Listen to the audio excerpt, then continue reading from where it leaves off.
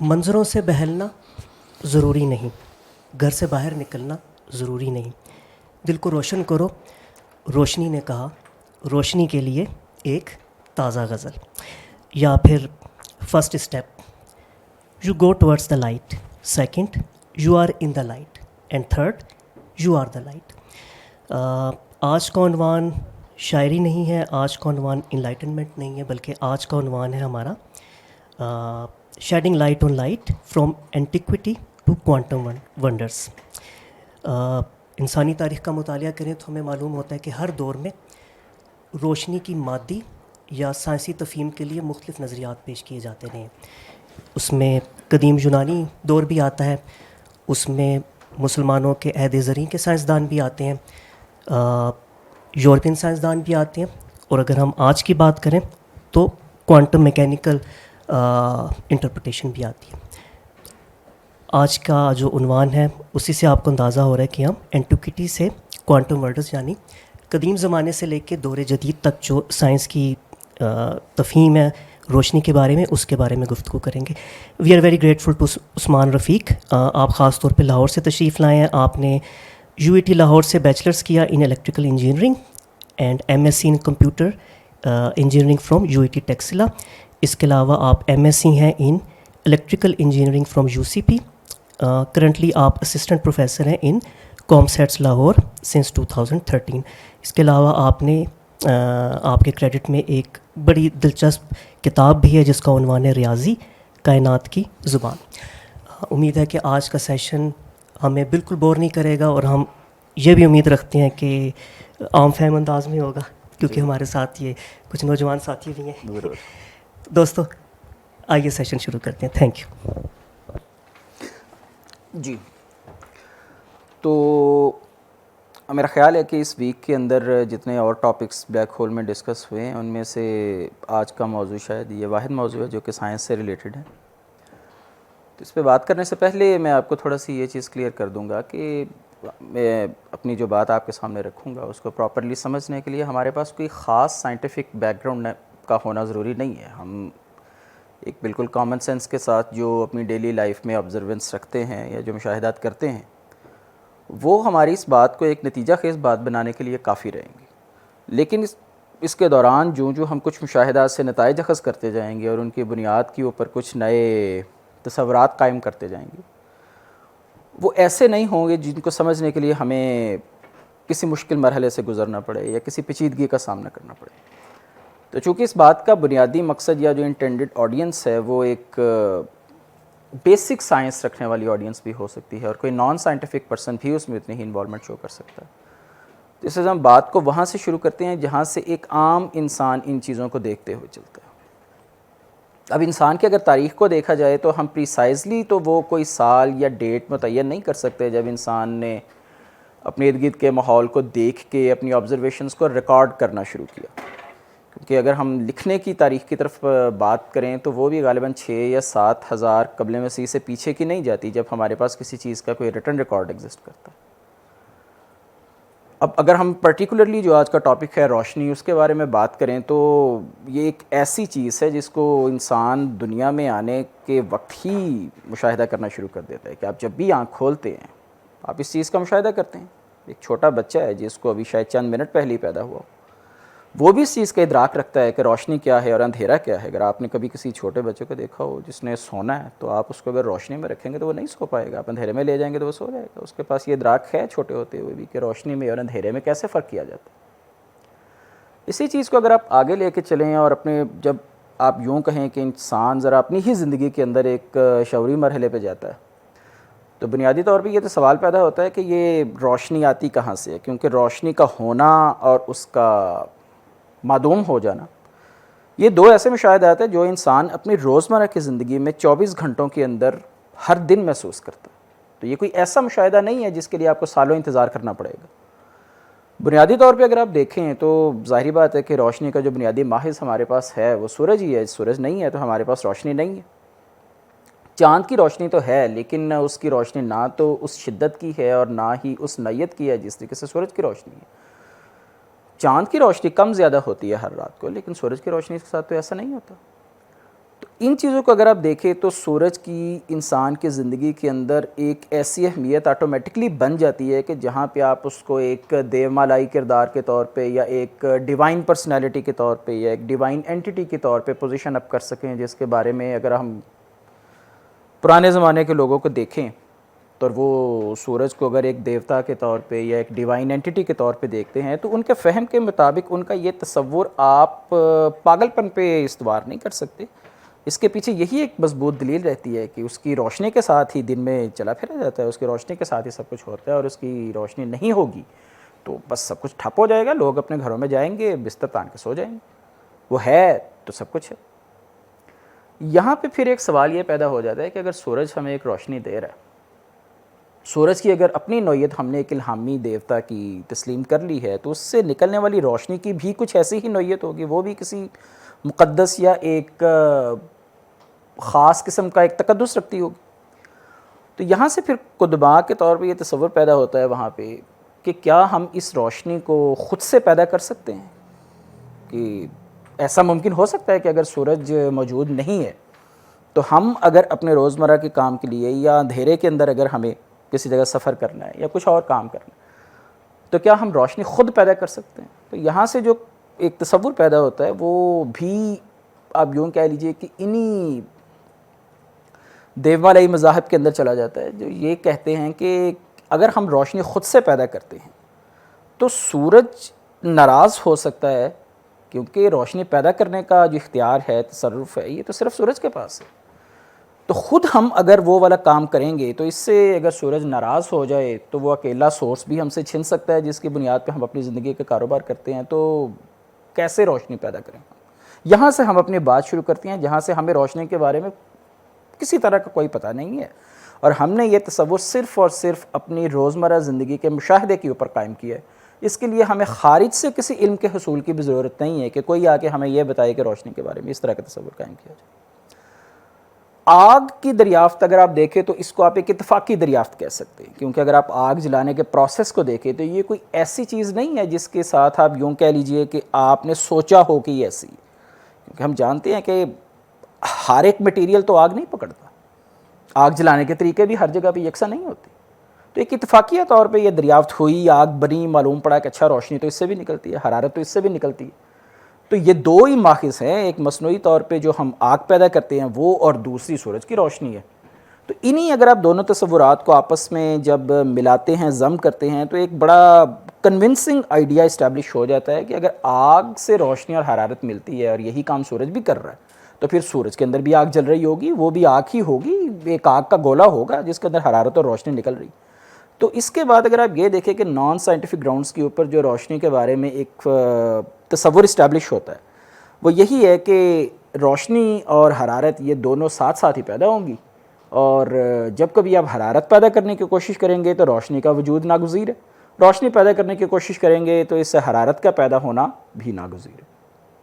तो हरारत और रोशनी ये दोनों चीज़ें मिल के ही आप यूँ कह लीजिए कि हमें तारीख़ी तौर के ऊपर इकट्ठी साथ साथ चलती नज़र आती हैं। लेकिन क्या ये दोनों चीज़ें फ़िलवाक़े अपने अंदर अलग अलग तरह की चीज़ें हैं? ये स्टेप बाय स्टेप जब हम आगे चलते हैं, देखते हैं कि इस इंसानी फ़िक्र ने किस तरीके से इर्तिका पकड़ा, तो उसके नतीजे में फिर हमें वाज़ह होना शुरू होता है कि रोशनी एक अलग चीज़ है, हरारत एक अलग चीज़ है। बग़ैर रोशनी पैदा किए हरारत पैदा की जा सकती है, बग़ैर हरारत पैदा किए रोशनी पैदा की जा सकती है। तो इसी सफ़र को हम ज़रा एक क्रोनोलॉजिकल ऑर्डर के अंदर लेके चलते हैं। अब अगर हम हिस्टोरिकली देखें तो साइंटिफिक बेसिस के ऊपर, जिसको आप ट्रू साइंटिफिक बेसिस कह सकते हैं, एम्पीडोक्लस ग्रीक्स के अंदर अराउंड 600 BC या 550 BC फ़िलासफ़र गुजरा है जिसने पर्टिकुलरली रोशनी के ऊपर अपने कुछ नज़रियात कायम करना शुरू किए हैं कि ये कहाँ से पैदा होती है, देखने से इसका क्या ताल्लुक़ है। क्योंकि ये एक बड़ी कॉमन सेंस वाली बात है कि अगर आपके पास इर्द गिर्द रोशनी मौजूद नहीं है तो आप चीज़ें नहीं देख सकते, ये तो सादी एक बात है। लेकिन होता ये कैसे है? तो उसने जो एक पहला बुनियादी नज़रिया कायम किया, क्योंकि उस वक्त जैसे मैंने भी आपसे कहा कि सूरज की अपनी हैसियत को भी एक डिवाइन एंटिटी के तौर पे माना जाता था, और ग्रीक्स के अंदर उस टाइम आप जानते हैं कि बेतहाशा देवी देवताएं थीं जिनकी पूजा की जाती थी। फिर उनका एक माउंट ओलंपस भी एक घर तस्वुर किया गया कि वहाँ पे सारे देवी देवता रहते हैं। उनमें से एक एफ्रोडाइट नाम की गॉडेस है इसके बारे में ये तसव्वुर किया जाता है कि इस वक्त कायनात के अंदर जितनी भी रोशनी है वो सारी उसी की पैदा करता है और सारा कंट्रोल जो है वो उसी के पास है। वो नाराज़ हो जाए तो इंसान अंधा भी हो सकता है, और अगर वो खुश हो जाए तो ये हो सकता है कि आपको ऐसी चीज़ें भी नज़र आना शुरू हो जाएं जो आम हालात में इंसान नहीं देखता।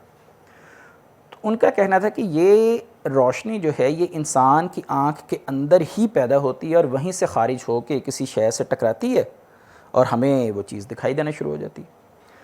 अब इस बात के हक़ में, चूँकि मैंने कहा कि ये जिसको आप कह सकते हैं कि ये एक बुनियादी तौर पे एक साइंटिफिक कोर्स फॉलो किया गया, तो इसके अंदर ज़ाहिर बात है दलाइल और मुशाहिदात भी होंगे। तो दलील इसकी ये दी गई कि जब आप अपनी आँख के सामने कोई रुकावट खड़ी कर देते हैं जिसके अंदर से रोशनी पास नहीं हो सकती, अपना हाथ रख लेते हैं या कोई दूसरी चीज़ रख लेते हैं, तो आपको आँख के सामने या हाथ से परे वाली चीज़ दिखाई देना बंद हो जाती है, जिसका मतलब ये है कि आँख से निकलने वाली रोशनी उस शय तक नहीं पहुँच पा रही कि वो चीज़ आपको नज़र आए। अब ये बुनियादी तौर पे अगर आप बिल्कुल एबी इनिशियो के साथ अगर साइंटिफिक डेवलपमेंट को देखें अबाउट द लाइट, तो ये बात बुनियादी तौर पर अपनी जगह बिल्कुल दुरुस्त नज़र आ रही है। लेकिन ज़ाहिर बात है कि इसके ऊपर एतराज़ करने वाले भी होंगे लोग। पहला जो इसके ऊपर एतराज़ किया गया था वो ये था कि अगर आँख के अंदर से रोशनी निकलती है और वो किसी चीज़ के साथ टकराती है और वो चीज़ हमें दिखाई देती है, तो फिर इस नज़रिए के मुताबिक तो रात में भी चीज़ें नज़र आनी चाहिए, क्योंकि रात में भी तो आंखों से रोशनी निकल के किसी शय से टकराएगी और वो हमें चीज़ दिखाई देनी चाहिए। लेकिन ज़ाहिर बात है कि हमारी ऑब्जर्वेंस तो इसके बिल्कुल अपोजिट है, वी कैन नॉट सी इन रात। तो एम्पिडोक्लिस ने इसका जो जवाब दिया वो ये कहता है कि वो रोशनी जो हमारी आँख से निकलती है वो ना खालिस रोशनी है, it's impure in this sense कि ये रोशनी सूरज से निकलने वाली रोशनी के साथ कुछ केमिकल तो आप उसे नहीं कह सकते because we are not aware whether it was chemical और व्हाटसोएवर। ये सूरज से निकलने वाली रोशनी के साथ कुछ एक्टिविटी करती है जिसके रिज़ल्ट में हमें कोई चीज़ दिखाई देती है। सूरज जब नहीं होता उसकी रोशनी ख़त्म हो जाती है, तो एक एक्टिव एलिमेंट इसमें से निकल जाता है और जिसकी वजह से आप अंधेरे में चीज़ें नहीं देख सकते। आँखों के अंदर से रोशनी का निकलना रात के वक्त भी जारी रहता है। तो ये बात अब चूंकि इसके अंदर आप देखिए कि दो चीज़ें मिक्सअप हो गई हैं। एक तो आपने सूरज की डिविनिटी को भी इस्टेब्लिश कर दिया और दूसरी तरफ आपने अपनी एक गॉडेस की एग्जिस्टेंस को भी इस्टेब्लिश कर दिया, यानी कि एग्जिस्टिंग रिलीजियस थॉट्स को चैलेंज नहीं किया। तो एक कन्विंसिंग आइडिया और इस्टेब्लिश हो गया कि हाँ, ये बात कन्विंसिंग महसूस होती है कि दिन के वक्त सूरज होता है तो उसकी रोशनी आँख से निकलने वाली रोशनी के साथ कुछ एक्टिविटी करती है जिसके रिजल्ट में चीज़ नज़र आती है। रात के वक्त सूरज नहीं होता, कोई ऐसा एक्शन नहीं होता, रिजल्ट में हमें अंधेरे में आँख से निकलने वाली रोशनी के बावजूद चीज़ें दिखाई नहीं देती।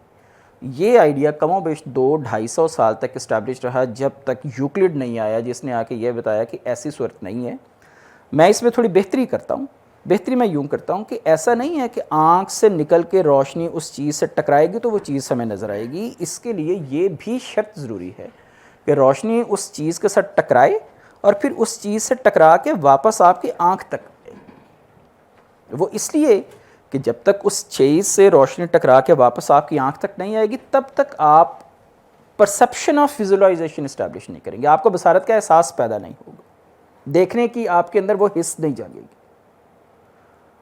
वो क्यों ये बात करता है, वो आप अगर आप इस पर गौर करें तो वो एम्पीडोक्लस के एग्जिस्टिंग थ्योरी को डिनाई नहीं कर रहा, उसके अंदर एक रिफाइनमेंट लेके आ रहा है कि आंख से रोशनी के निकलने का प्रोसेस तो वही है, सूरज की रोशनी का उसके साथ एक एक्टिविटी करके चीज़ को दिखाने का प्रोसेस तो वही है, लेकिन ऐसा नहीं है कि ये रोशनी सिर्फ वन वे ट्रैवल करेगी बल्कि उस चीज़ के साथ टकरा के वापस आपकी आंख तक आएगी, तब आपको ये चीज़ नज़र आएगी। और उसके पीछे रीज़न क्या है कि Euclid himself was working on the reflection and the refraction of the light rays, जिसके बेस के ऊपर उसने, आप जानते हैं कि ज्योमेट्री की बुक भी लिखी, एलिमेंट्स, और उसके बाद जब उसने लाइट की स्ट्रेट बीम्स के ऊपर एक्सपेरिमेंट्स किए तो उनके ऊपर भी उसने उन्हीं एंगल्स और स्ट्रेट लाइंस के प्रिंसिपल्स अप्लाई किए जो हम इन जनरल ज्योमेट्री के अंदर अप्लाई करते हैं।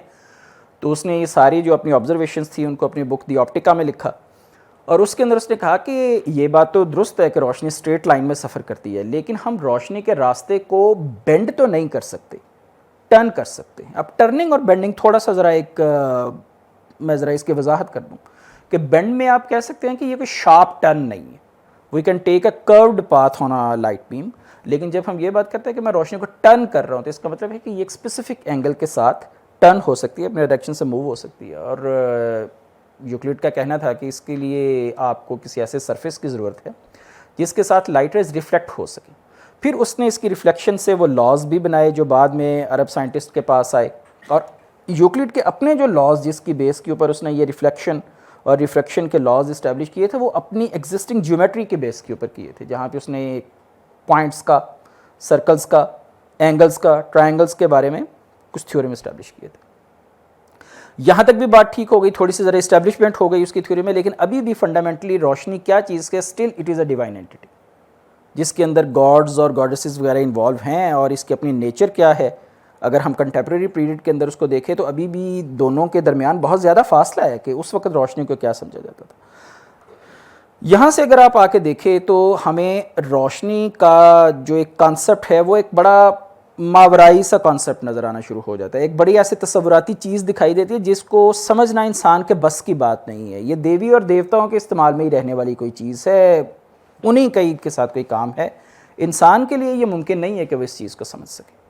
अब ये वाला जो पीरियड है जब आप यूक्लिड की बात करते हैं तो वहाँ पे ग्रीक लिटरेचर एक रिटन फॉर्म के अंदर आना शुरू हो गया है, और हम जानते हैं कि उस ज़माने की लिखी गई किताबें आज से तकरीबन 200-250 कबल मसीह की अभी भी एग्जिस्ट कर रही हैं।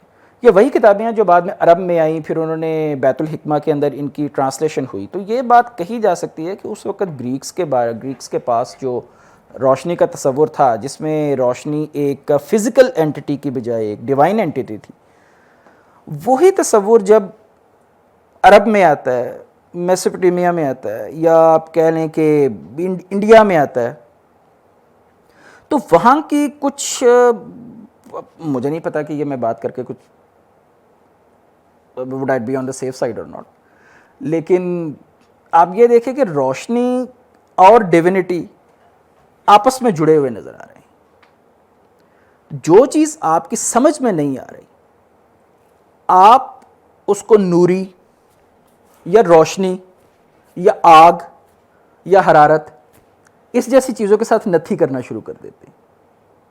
जिस तसव्वुर को आप कॉम्प्रिहेंड नहीं कर सकते, आपकी कॉम्प्रिहेंशन उसको अलाउ नहीं कर रही, आप उसको इस कैटेगरी में फिट करते जा रहे हैं।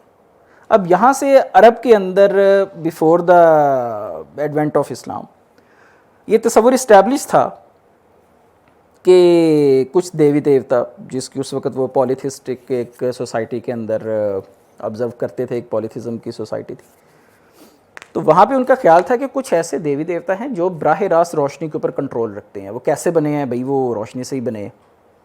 तो इसके बाद अब ये ख्यालात ऐसे हैं कि जो इतनी आसानी से ख़त्म नहीं होते।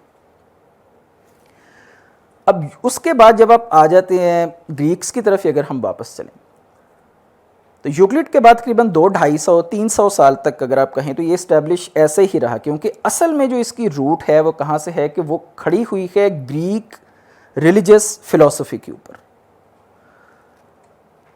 अराउंड 2nd सेंचुरी पटोलेमी का दौर है, बतलीमोस जिसके हम बोलते हैं, वो आके कहता है कि अक्लीदस की बात बिल्कुल दुरुस्त है कि रोशनी किसी चीज़ से टकरा के ही वापस आती है, लेकिन यहाँ पे वो कहता है कि एक सवाल खड़ा हो जाता है। कहते कि अगर तो रोशनी आँख से निकलती है और वहाँ से टकरा के वापस आती है, तो फिर हम जब आसमान के सितारों को देखते हैं, अगर हम आँख बंद करते हैं और आँख फ़ौरन खोलें तो हमें आँख खोलने के साथ ही आसमान में सितारे नज़र आने शुरू हो जाते हैं। कहते कि अगर मैं अक्लीदस की बात को दुरुस्त मानूं कि मेरी आँख बंद करने से आँख से रोशनी निकलना बंद हो गई, आँख खोली, आँख से रोशनी की शुआएँ, उसकी किरणें निकलना शुरू हुई, सितारों से टकराईं, टकरा के वापस मेरी आंखों में आई, तो मुझे महसूस हुआ कि वहाँ पे एक सितारा है या कई सितारे। वो ये कहता है कि ये प्रैक्टिकली पॉसिबल नहीं है, इस वास्ते कि अगर हम इस थ्योरम को दुरुस्त मान लें तो फिर ये मुमकिन नहीं रहता कि हम इस बात को जस्टिफाई कर पाएँ कि सितारे हमसे बहुत ज़्यादा फासले पे हैं, क्योंकि अगर आप ग्रीक एस्ट्रोनॉमिकल मॉडल को ऑब्ज़र्व करें तो वहाँ पे इन जनरल ज़मीन is existing at the centre of the system. जो जियोसेंट्रिक फॉलोअर्स थे, उनके नज़दीक जो सितारे हैं वो they are at the farthest point from the earth. तो ये तो उनको मालूम था कि सितारों की जो एक सर्कल बना हुआ है ज़मीन के अराउंड, वो सबसे ज़्यादा दूर है। कहते कि ये किस तरह मुमकिन है कि आप आंख बंद करके खोलें और रोशनी आपकी आंख से निकल के दूर सितारों से टकरा के वापस आपकी आंख में आ जाए और आपको सितारे नजर आना शुरू हो जाएं according to the theory of Euclid.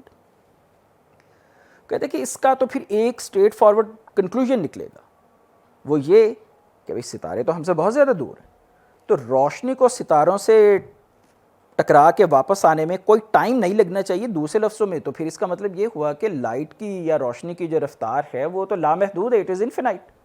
ये इधर से आंख से निकलती है और बगैर कोई वक्त ज़ाया किए ये सितारों तक जाती है और वहाँ से बगैर कोई वक्त ज़ाया किए वापस मेरी आंख में आ जाती है। अब ये कंक्लूजन अगर आप देखिए तो this is also a logical conclusion जो यहाँ से ड्राइव किया जाता है। समझ है ना कि यहाँ तक अभी हम अगर ऑब्जर्व करें तो हमारे लिए किसी साइंटिफिक टूल की ज़रूरत नहीं पड़ी। Whatever the conclusions we are drawing from these things they are purely based upon our observations and our common sense. अब वो यहाँ पे आके बात करते हैं कि अगर तो ऐसी सूरत हाल है कि रोशनी तो आनन फानन सफ़र कर सकती है। अब आप ये देखें कि ये दूसरी सदी का तस्वुर है जिसने पिछले जो थ्योरीज इस्टेब्लिश हुई हैं एम्पीडोक्लस से लेके यूक्लिड से लेके और उसके बाद फिर टोलेमी तक, इनने उसकी फंडामेंटल रूट डिस्ट्रॉय नहीं की। किसी ने ऐसा नहीं कहा कि एट द वेरी बिगिनिंग या फर्स्ट हैंड एजम्पशन इसके बारे में गलत थी। आप ये देखें कि यहाँ पे जितनी भी थ्योरीज इस्टेब्लिश हो रही हैं they are being refined rather than denying on the fundamental basis. अब यही वाली चीज़ जब आगे आके एक इस्टेब्लिश फैक्ट बन जाती है कि ये भी बात ठीक है कि अगर हम ये तसव्वुर कर लें कि रोशनी की रफ्तार लामहदूद है, तो फिर हमें अक़ीदत के इस नज़रिए को तोड़ने की या उसको डिनाई करने की ज़रूरत तो रही नहीं जाती है कि रोशनी आँख से निकलती है, टकराती है और फिर वापस आ जाती है। क्यों? क्योंकि ये मुमकिन सिर्फ़ और सिर्फ उस सूरत में हो पाएगा कि अगर हम रोशनी की रफ्तार को लामहदूद तसव्वुर करें।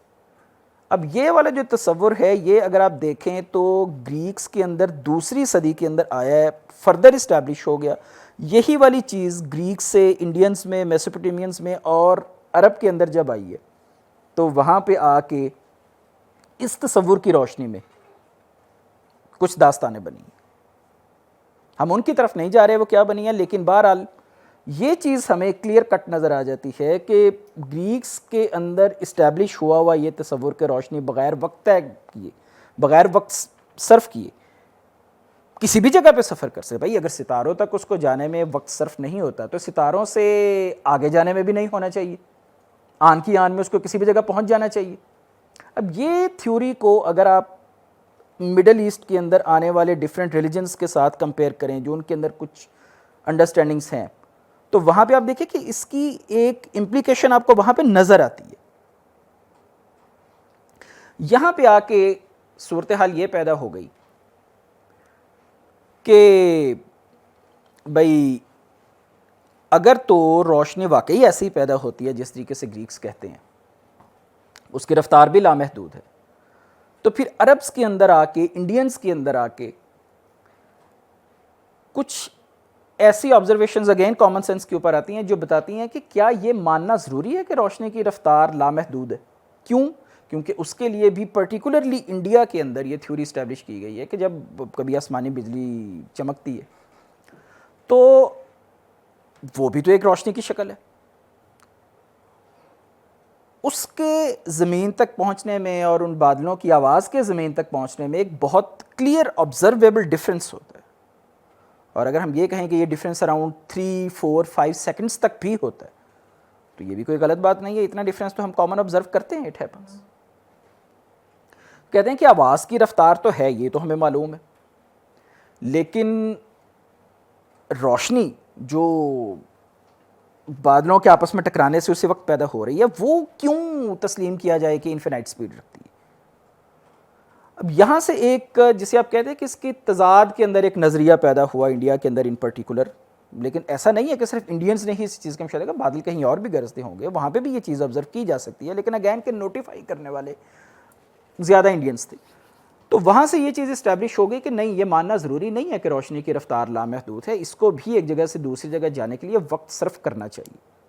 अब यहाँ से जब ये सवाल पैदा हुआ कि अच्छा अगर रोशनी की भी रफ्तार है, ये भी एक लिमिटेड स्पीड के साथ चलती है तो नेचुरली इंसान की इंक्लिनेशन आ जाती है कि अच्छा हम ये तो नहीं जान सकते कि भाई रोशनी पैदा कैसे होती है, ये नहीं जान सकते कि रोशनी ख़त्म कैसे होती है, इसकी और क्या ख़वास हैं, कौन देवी देवताओं से जाके मुठभेड़ करे, लेकिन कम से कम इतना तो कर सकते हैं कि हम इसकी रफ्तार मालूम करें। तो अरब के अंदर जब हम अरब की, असल में अरब साइंस की बात करते हैं तो ये अरब साइंस के अंदर हमारा जो जहन है वो इन जनरल चला जाता है मुसलमानों की तरफ, लेकिन अगर हम बैतुल हिकमा में देखें which is the centre of the Arab science, तो वहाँ पे हम जानते हैं कि जो पार्टिसिपेंट्स हैं they are not only Muslims, वहाँ पे क्रिश्चियंस भी हैं, अच्छी खासी तादाद में है जो इन्वॉल्व हैं, जूस भी हैं, all of them were speaking the Arabic. तो ये सारी कम्युनिटी मिल के अरब साइंस कहलाती है। Arab science and Islamic science they are two different things. तो हम पर्टिकुलरली अरब साइंस की बात करते हैं जिसके अंदर एक प्रोमिनेंट स्कॉलर हैं हसन इब्नुल हैसम, जिन्होंने जब ट्रांसलेट किया ग्रीक्स के वर्क को तो उसने उसमें देखा कि अक्लीदस ने रोशनी के बारे में अपनी किताब ऑप्टिका में क्या बयान किया है। उसने जब इन चीज़ों को देखा और उसने कहा कि ये तो बिल्कुल वही ज्योमेट्री वाले प्रिंसिपल्स हैं जो उसने अपनी किताब एलिमेंट्स में भी बताएं, तो फिर उसने इनके ऊपर मज़ीद एक्सपेरिमेंट्स किए और उसने जो कंक्लूजन्स निकाले देवर कि रोशनी किस तरीके से किसी सरफेस के साथ टकरा के रिफ्लेक्ट होती है, उसके इंसिडेंट्स एंगल्स में टकरा के वापस जाने वाले एंगल में क्या डिफरेंस है, एक मटेरियल से दूसरे मटेरियल में अगर जाती है तो उससे किस तरीके से ये तब्दीली पैदा होती है। अब ये वाला जो ऑब्जर्वेशंस थी ये लिखी गई थी उस किताब के अंदर। पटोलेमी ने भी इन चीज़ों को अपनी किताब में लिखा जहाँ पे उसने ये मेंशन किया कि क्यों हमें पानी में पड़ी हुई छड़ी जो है बेंड नज़र आती है, जबकि अक्लीदस कहता है कि रोशनी तो बिल्कुल स्ट्रेट लाइन में चलती है, तो पानी में जाके छड़ी बेंड क्यों हो जाती है। तो उसने इसका जो जवाब दिया वो अगेन ग्रीक फिलोसफी के ऊपर ही बेस करता था। वो कहता है कि ये जो 4 प्योर एलिमेंट्स हैं कि जिसमें आग है, पानी है, हवा है और मिट्टी, हवा का रोशनी के साथ अमल करने का तरीका और है, पानी की अमल करने का तरीका और है। पानी में जब रोशनी दाखिल होती है तो वहाँ पे इसको एक नई किस्म की कुव्वतों के साथ वास्ता पड़ता है जिसके नतीजे में वो अपना रास्ता तब्दील कर लेती है। अब अगर आप ये 4 एलिमेंट्स को आपस में देखें कि इन चारों के मिलने से ये सारी दुनिया कैसे बनी है, तो अरस्तु की अगर आप बात सुनेंगे ना कि वो कैसे जस्टिफाई करता है कि ये चारों चीज़ों के साथ मिलकर ये सारी कायनात बनी कैसे, तो उसमें शायद एक लेमैन किसी तरह का कोई एतराज़ ना उठा सके।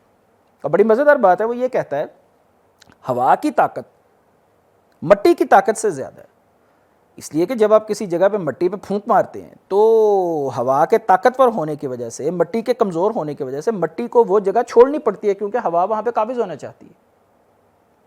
पानी आग से ज़्यादा ताकतवर है। आप जब किसी आग पे पानी फेंकेंगे तो पानी अपनी ताकत की वजह से आग को दबा लेता है और आग अपनी कमज़ोरी की वजह से पानी के आगे सरेंडर कर देती है और वो बुझ जाती है, पानी के सामने खड़ी नहीं हो सकती। समझा? अब आप अगर इन ऑब्जर्वेशन को देखें तो आप इसमें किसी तरह से कोई फ्लॉ नहीं निकाल सकते। तो अरब्स जो थे, इब्नुल हैसम पर्टिकुलरली, उसने जब कहा कि अच्छा पानी के अंदर छड़ी के बेंड होने की वजह ये नहीं है, बल्कि उस कह रहे हैं कि वजह ये है कि जब रोशनी पानी में दाखिल होती है तो वो अपना रास्ता तब्दील कर लेती है। और ऐसा सिर्फ पानी के साथ नहीं होता, अगर हम शीशे के अंदर करें या किसी और चीज़ के अंदर करें, तेल के अंदर करें, तो उसके अंदर भी ऐसे ही होता है। उसने चीज़ों की एक लिस्ट बनाई जिसमें उसने कंक्लूड किया, कंक्लूजन उसने ये दिया कि जब एक लेस डेंसर मटेरियल से रोशनी ज़्यादा डेंस मटेरियल में एंटर होती है तो उतना ही ज़्यादा बेंड होगी जितने मटेरियल की डेंसिटी। ये एक बहुत स्ट्रेट फॉरवर्ड कंक्लूजन है जिसको अगर आप ग्रीक अंडरस्टैंडिंग के साथ कंपैरिजन करें तो आपको एक क्लियर एडवांसमेंट नज़र आती है कि भाई अब देवी देवताओं से ज़रा बाहर आया जाए और इसको साइंटिफिकली देखा जाए कि रोशनी डिफरेंट मटेरियल के अंदर से गुजरने के ऊपर किस तरीके से बिहेव करती है। तो यही वो उसकी ऑब्जर्वेशंस हैं जिसकी वजह से हम उसे क्या बाबाई बसरियात कहते हैं, the father of the optics कहते हैं। और उसके बाद उसकी यही वाली ऑब्जर्वेशन किताब की शक्ल में लिखी गई जिसको किताबुल मनाज़िर कहते हैं, जो कि 15वीं-16वीं सदी ईस्वी तक इवन के रोम के अंदर भी टेक्स्ट बुक के तौर पर पढ़ाई जाती रही। वहाँ से ये कॉन्सेप्ट इस्टेब्लिश हो गया था अरबों के अंदर कि रोशनी की एक स्पीड। अब अगर आप यहाँ से 10th सेंचुरी ऑनवर्ड अगर देखें तो रोशनी के बारे में हमारा जो मतलब साइंटिस्ट का, अभी आप यूँ कह लीजिए कि the science is not properly developed as a science subject. The peoples who were practising the science were called the natural philosophers. तो जो नेचुरल फिलोसफर्स थे उनका ज़्यादा इंटरेस्ट इस चीज़ के अंदर था कि हम रोशनी की रफ्तार को तो ज़रा नापें, हम इसकी हकीकत को तो नहीं समझ सकते क्योंकि अरब के अंदर भी यही कल्चर इस्टेब्लिश था कि still it is associated with some sort of divinity. Greeks के अंदर भी जहाँ से ओरिजिनेट हुआ था, it is associated with some sort of divinity. तो instead of involving in the divine nature of the light, हम इसकी ज़रा रफ्तार मापने की तरफ तवज्जो देते हैं। ऐसे में एक आइजक बैकमैन है जिसने इनिशियली एक एक्सपेरिमेंट किया कि अगर हम पहाड़ की दो चोटियों के ऊपर एक कैनन रखें और उससे एक तरफ कैनन फायर करें और बहुत दूर अगर हम एक मिरर रख दें, क्योंकि आप ये देखें कि इससे पहले ये रिफ्लेक्शन के लॉज इस्टेब्लिश हो चुके हुए, तो कैनन के फायर होने अगर मैं उसके पास खड़ा हूँगा जाके तो आवाज़ मुझ तक ज़्यादा जल्दी आएगी। तो आई can precisely point out the very moment जब कैनन फायर हुई, और दूर पड़े हुए मिरर के अंदर जब उसकी फायर की मुझे इमेज नज़र आएगी तो इट मीन्स कि लाइट कैनन से निकलकर उस मिरर तक गई है जिसकी वजह से मुझे उसकी इमेज नज़र आ रही। तो कैनन के फायर होने से लेकर उस मिरर तक उसकी स्पार्क नज़र आने में कितना टाइम लगेगा, this could be a way to measure the speed of light. लेकिन प्रॉब्लम यहाँ पे ये आ गया कि भाई हमारे पास इधर कैनन फायर होती है, विद इन नो टाइम तो उसकी इमेज वहाँ पे आ जाती है। तो मेरे पास तो कोई ऐसे इंस्ट्रूमेंट है ही नहीं कि मैं इतना माइन्यूट टाइम इंटरवल मेजर कर सकूं। तो ये फर्स्ट अटेम्प्ट कही जाती है जो कि रोशनी की रफ्तार मापने के बारे में की गई, लेकिन कितनी क्रूड है ये आप देख सकते हैं। हालांकि इसमें साइंटिफिकली कोई प्रॉब्लम नहीं, scientifically this is clear cut, straight forward scientific, it is following a straight forward scientific method. फिर उसके बाद प्रॉब्लम ये होगी, आपने कैनन तो रखी है तो आप कितना उसके पास खड़े होंगे। जितना ज़्यादा आप कैनन के पास होंगे उतनी ज़्यादा प्रिसाइजली उसका ट्रिगरिंग पॉइंट ऑब्जर्व कर सकते हैं। तो अब सेफ्टी के लिए तो उससे दूर ही खड़े होंगे। तो ये कुछ ऐसी ऑब्जर्वेशंस आई जिसकी बेस पे कहा गया कि ये एक्सपेरिमेंट अपनी असल में ठीक है, लेकिन इसके जो नताइज हैं हम उसके ऊपर बिल्कुल भरोसा नहीं कर सकते, क्योंकि हमारे पास ना तो इतना शार्पली टाइम मेजर करने का इंस्ट्रूमेंट ही नहीं। उसके बाद फिर आप आगे चलें तो Leon Foucault, he was a French physicist, उसने he was actually interested in the rotation of earth around sun and the rotation of earth around its own axis. उसने एक पेंडुलम भी तैयार किया था, that is called the Foucault's pendulum. और उस pendulum की प्रॉपर्टी ये है कि वो अर्थ की अपने एक्सिस के ऊपर रेवोल्यूशन के साथ अपनी बॉब की मूवमेंट के बारे में बॉब की मूवमेंट को भी सर्कुलेट करता जाता है। You can measure after the gap of 3 or 4 hours कि the earth is rotating and in which direction it is rotating. That pendulum is called the Foucault's pendulum. The one model of such pendulum is hanged in the Science Museum Lahore, जो UET Lahore के साथ associate है। वहाँ पे Foucault's pendulum का एक model है जिसके नीचे एक डायल लगा हुआ है, you can observe the rotation of अर्थ। उसने इस इंटरेस्ट की बेस के ऊपर अर्थ की रोटेशन के बेस पे ये डिसाइड किया कि रोशनी की स्पीड कितनी हो सकती है। सो ही मेजर्ड सम फिगर जो कि आज की अगर हम दौर के साथ उसका कंपैरिजन करें तो that was not too much accurate, but it was a bit closer to the presently accepted value. फिर उसके बाद इन्हीं के साथ जब एक्सपेरिमेंट्स हुए तो रेने डेकार्ट का कहना था कि रोशनी एक मीडियम से जब दूसरे मीडियम में जाती है तो ऐसा नहीं है कि ये सिर्फ बेंड होती है, इसकी स्पीड में भी तब्दीली आती है।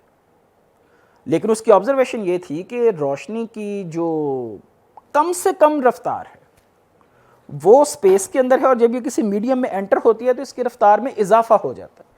अब आज की अगर हम अंडरस्टैंडिंग के साथ इस चीज़ का कंपैरिजन करें तो उसकी ऑब्जर्वेशन टोटली ऑपोजिट है।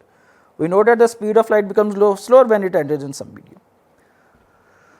तो एक ये ऑब्जर्वेशन भी आई, लेकिन अगेन हम जानते हैं कि डेकार्ट का जो ट्रेंड है वो इस तरफ इतना है नहीं। अगर हम उसकी बायोग्राफी को देखें या उसकी अगर अंडरस्टैंडिंग को देखें तो he is not inclined towards this type of philosophy. उसके बाद फिर रोशनी की रफ्तार को मापने के लिए कई संजीदा कोशिशें की गई और एक बड़ी प्रिसाइज वैल्यू हमारे पास आई, that was round about 29 lakh some thousand kilometers per second, and this was considered the most accurate value measured till that date. अब जिस तरीके से ये वैल्यू इस्टेब्लिश की गई, यूरोप के अंदर ही की गई, उसके ऊपर कोई साइंटिफिकली उसके ऊपर कोई ऐसी तनकीद नहीं की गई कि आप कहें कि इसको रीमेजर किया जाना चाहिए। तो this was taken as an accepted value of this thing. फिर अब यहाँ से आके सिचुएशन ज़रा थोड़ी चेंज होती है कि अब जब हमने ज़रा एक साइंटिफिक कोर्स पकड़ लिया, अगर आप जानते हैं कि 17th सेंचुरी के बाद हमने ज़रा मज़हब को और साइंस को सेपरेट कर दिया, तो जब हमने मज़हब को सेपरेट कर दिया तो भाई अब फिर रोशनी को भी ज़रा देवी देवताओं के चक्कर से निकाला जाए ना, और इसको भी ज़रा सलीके के साथ सीखना चाहिए कि ये क्या चीज़ है, इसका ओरिजिन क्या है, कहाँ से आती। Thomas Young was a British in around at the end of the 18th century. उसने एक एक्सपेरिमेंट किया। एक्सपेरिमेंट उसने यूँ किया कि उसने दो बहुत नैरो स्लिट्स के दरमियान में, नैरो स्लिट्स का मतलब ये है कि अगर आपके पास एक फॉर एग्ज़ाम्पल एक इस तरीके से ओपेक मटेरियल है जिसके अंदर से लाइट नहीं पास हो सकती, और आपने उसके अंदर बहुत बारीक से दो कट्स लगा दिए हैं with a very little spacing, this is called double slit experiment. The slit is actually the portion that is a cut that is made inside this. तो उसने जब रोशनी गुजारी इन दोनों के अंदर से, तो उससे थ्योरेटिकली ये ख्याल था कि भाई हमें सामने स्क्रीन के ऊपर या जिसके ऊपर हम उस रोशनी का इमेज ले रहे हैं, हमें उस स्लिट के अंदर से गुजरने की वजह से रोशनी के दो डॉट्स नज़र आने चाहिए। One should be passing from one slit and the second should be passing through the second slit. This is our common sense perception जो हम एक्सपेक्ट कर रहे हैं एक्सपेरिमेंट से। क्योंकि इस एक्सपेरिमेंट से पहले तक अगर आप देखें तो हमारे पास रिफ्लेक्शन तो है रोशनी की, हम रोशनी की एक पर्टिकुलर डायरेक्शन में जाने वाली बीम को रिफ्लेक्शन के थ्रू किसी दूसरी डायरेक्शन में टर्न कर सकते हैं, लेकिन अभी तक हमारे पास रिफ्लेक्शन को यूज़ करके कोई ऐसा मैकेनिज्म नहीं स्टैब्लिश हुआ कि मैं एक बीम को स्प्लिट कर दूं और वो दोनों बीम्स एक ही डायरेक्शन में सफ़र कर रही हैं। तो इस वजह से डबल स्लिट एक्सपेरिमेंट की इंपॉर्टेंस जो है हिस्ट्री में इस वजह से ज़्यादा है कि ये दो स्लिट्स आपको थ्योरेटिकली ये मार्जिन देती हैं कि आप एक बीम को दो आइडेंटिकल बीम्स के अंदर सेपरेट कर देंगे और वो दोनों एक ही डायरेक्शन में ट्रैवल कर रही होंगी। जब उसने सामने स्क्रीन रखी तो थ्योरेटिकली जो हमें रिजल्ट मिलना चाहिए था, there should be two dots on the screen, instead of two dots there was an row of dots, दो से ज्यादा डॉट्स बने हुए थे। अब ये क्यों ऐसे हो गया, हमारे पास एक वीडियो है, I will show you the result of that experiment.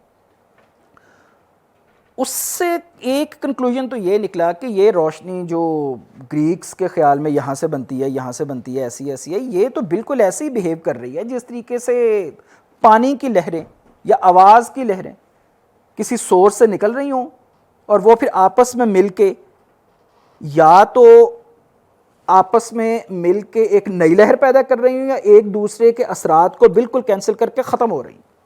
तो टेक्निकली हम इस चीज़ को बोलते हैं जहाँ पे दो लहरें आपस में मिलके एक नई लहर पैदा कर रही हैं, this is called the constructive interference. Interference means के दो लहरें आपस में मिल रही हैं, और जहाँ पे दोनों लहरें आपस में मिलकर बिल्कुल फ्लैट हो रही हैं, एक दूसरे के वजूद को ख़त्म कर रही हैं, that is called the destructive interference control. तो ये जो इंटरफेरेंस पैटर्न उसे मिला वो ये clear cut telltale result था इस चीज़ का कि रोशनी तो एक मौज है, इट्स अ वेव, ऐसे ही जैसे हमारे पास पानी की आवाज़ है, आवाज़ की लहरें। तो इस एक्सपेरिमेंट ने ज़रा थोड़ा चैलेंज किया रिलीजियस व्यूज़ को भी कि ये तो ऐसी मौज है, एक वेव है जिस तरीके से आवाज़ की हैं या पानी की हैं। तो सवाल ये पैदा हुआ कि भाई अगर ये ऐसी हैं तो पानी की आवाज़ तो पानी में सफ़र करती हैं, हवा की जो आवाज़ की लहरें हैं ये तो हवा में सफ़र करती हैं, तो ये रोशनी अगर मौज है तो ये किस में सफ़र करती है।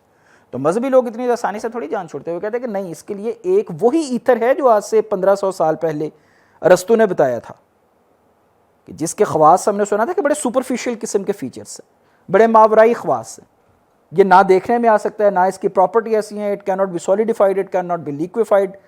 तो वो वाला जो मटेरियल है हमारे पास जो आपकी समझ में नहीं आया कभी भी, जो नोन नहीं है, वो मटेरियल है जिसके अंदर ये चीज़ ट्रैवल करती है। और ये बात दुरुस्त भी थी इस वजह से कि हमारे पास इससे पहले कभी कोई ऐसी ऑब्जर्वेशन है ही नहीं जिसके बारे में हम कह सकें कि भाई लहरें, वेव्स बगैर मीडियम के भी ट्रैवल करती हैं, हमारे पास कोई ऐसी ऑब्जर्वेशन है। तो अपने राइट में बिल्कुल ठीक थे ये कहने में कि ईथर ही वो मटेरियल है जिसके अंदर ये वेव्स ट्रैवल करती हैं। अब यहाँ से आके बाहर से एक चीज़ इसके अंदर आ जाती है जिसका बराह रास्त रोशनी के साथ कोई ताल्लुक नहीं है। वो क्या चीज़ है? That was the experimental results deduced by the Michael Faraday and the theoretical contribution provided by the James Maxwell. Maxwell has nothing to do with light.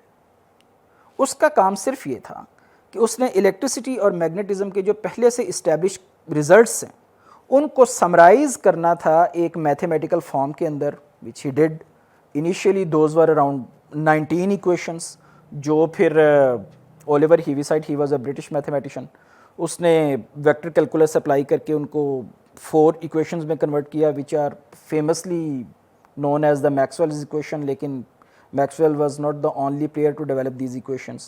The contribution of the Heaviside is generally ignored, क्योंकि again असल में काम तो उसका था। तो अब इन equations का बराह रास्त रोशनी के साथ किसी तरह का कोई ताल्लुक नहीं।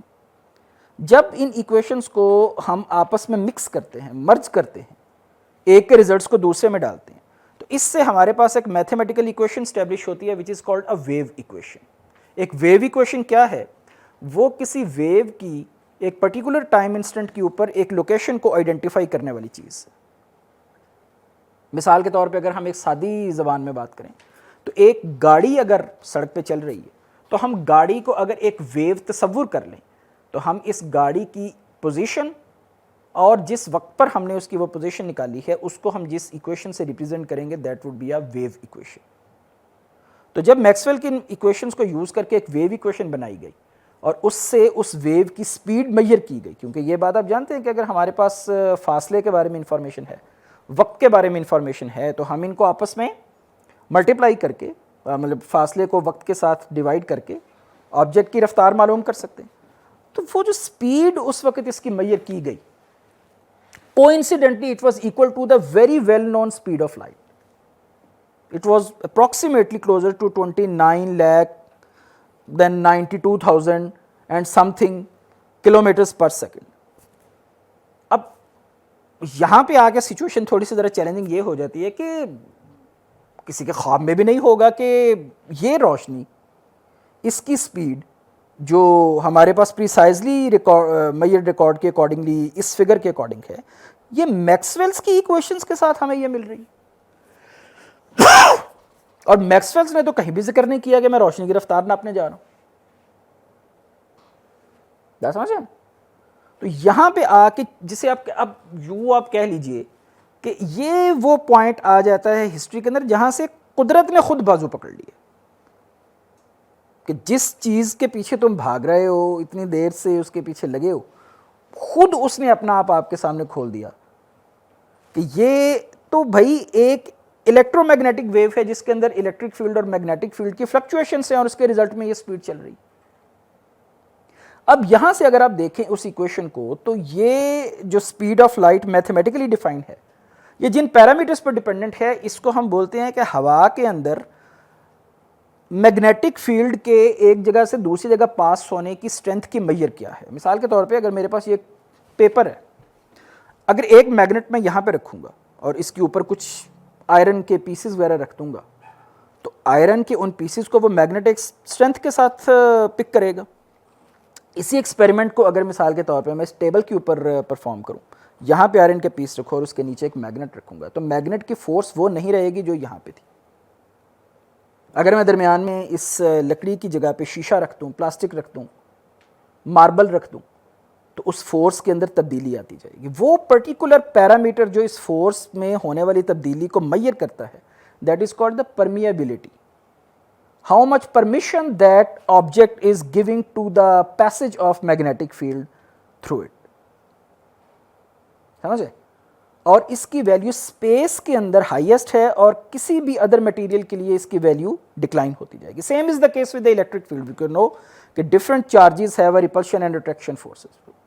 तो ऐसे ही मिसाल के तौर पे अगर मैं इसके ऊपर एक पॉजिटिव चार्ज रख दूँ और इसके नीचे किसी नेगेटिव चार्ज ऑब्जेक्ट को लेके आऊँ, तो उन दोनों के दरमियान में जो फोर्स होगी वो भी इस चीज़ पर डिपेंड करेगी कि दोनों चार्जेस के दरमियान में ये जो मेरे पास मीडियम है, दोनों चार्जेस के दरमियान में ये जो मेरे पास ऑब्जेक्ट है, इसकी एक प्रॉपर्टी है that is called the permittivity.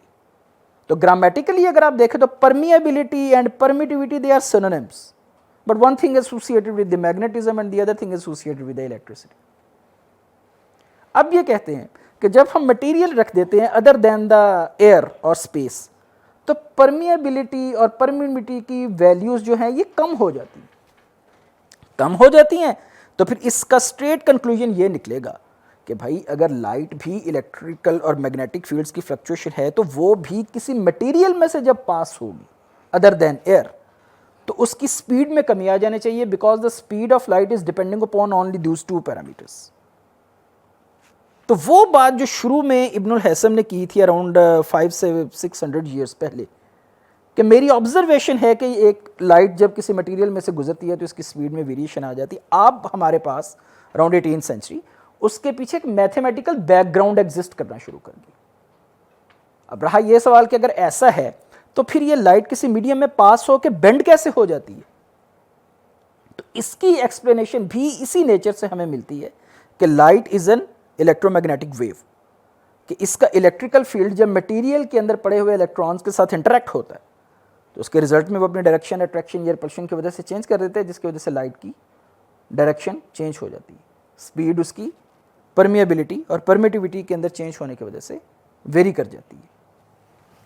यहां पे जब हम आ जाते हैं तो एक तरफ खड़ा हुआ है यंग का experiment at the start of the 18th century, दूसरी तरफ पड़ा हुआ है हमारे पास evidence from the Maxwell's equation which is enforcing it to be a wave. तो अब यहाँ पे आके अगर कोई ये कंक्लूड करे कि light is a wave and it is an electromagnetic wave which is constituting upon the fluctuations of electricity and magnetism in the air, तो मेरा ख्याल है कि इसको एक्सेप्ट करने वाला बंदा लॉजिकल बेसिस के ऊपर बिल्कुल ठीक खड़ा हुआ। फिर यहाँ से कंक्लूजन ये निकलता है, क्योंकि हमने ये एक्सपेरिमेंट किया तो नहीं था कभी, कि जिस तरीके से इलेक्ट्रिक फील्ड बगैर एयर के भी अपना इफेक्ट दूसरी जगह ट्रांसफर कर देता है। कैसे करता है? कि इसके लिए हमारे पास एक इलेक्ट्रोस्कोप है। इलेक्ट्रोस्कोप जानते हैं कि an electroscope is actually consisting upon a vessel in which there is a vacuum, और उसके अंदर आपने दो मेटल फॉइल्स प्लेस कर दिए, और वैक्यूम प्लेस करने का पर्पज़ ये है कि वो अगर बहुत थोड़ी सी फोर्स भी उनके ऊपर अप्लाई होगी तो बगैर किसी एयर रेजिस्टेंस के वो मूव कर सकती। तो वहाँ पे भी हमने देखा कि अगर एक जार के अंदर हमने प्योर वैक्यूम इस्टेब्लिश कर दिया और उसके अंदर भी इलेक्ट्रिकल फील्ड्स अपना इफेक्ट शो करते हैं, इलेक्ट्रिकल फोर्सेस अपना इफेक्ट शो करती हैं, और अगर मैं उस वैक्यूम के एक तरफ मैग्नेट रख दूँ और दूसरी तरफ कोई मेटल का पीस रख दूंगा, तो भाई वो उस वैक्यूम के अंदर से भी मैग्नेट का इफेक्ट फील करता है। तो इसका मतलब ये हुआ कि इलेक्ट्रिसिटी और मैग्नेटिज्म को अपने इफेक्ट्स ट्रांसफर करने के लिए किसी मीडियम की जरूरत नहीं है, they can do this through the vacuum as well. अब यहां पे आके एक सवाल खड़ा हो गया कि उस ईथर का फिर क्या करें। और याद रखिएगा कि ईथर का जो फिलॉसफी है वो साइंटिफिक बेसिस के ऊपर नहीं है, it is purely upon the religious basis. अब यहां पे आके एक क्लैश पड़ गया, the science is saying there is no need of medium to transfer the light, और जो क्लर्जीमैन थे या जो जिसे आप कह सकते हैं रेडिकल बेसिस वाले साइंटिस्ट थे, they were saying कि no, without ether light cannot travel। आप समझ रहे हैं ना कि क्लैश के नेचर अब क्या बन गई है। अब यहां पे आके हमारे पास एक फिर एक्सपेरिमेंट पैदा होता है, एक डिसाइसिव एक्सपेरिमेंट बनता है कि ईथर के बगैर तो लाइट ट्रैवल नहीं कर सकती, और अगर ईथर के बगैर लाइट ट्रैवल नहीं कर सकती तो फिर हम ये देखते हैं कि ईथर की डायरेक्शन में और ईथर की ऑपोजिट डायरेक्शन में अगर लाइट ट्रैवल कर रही है तो इसकी स्पीड में फिर वेरिएशन आनी चाहिए।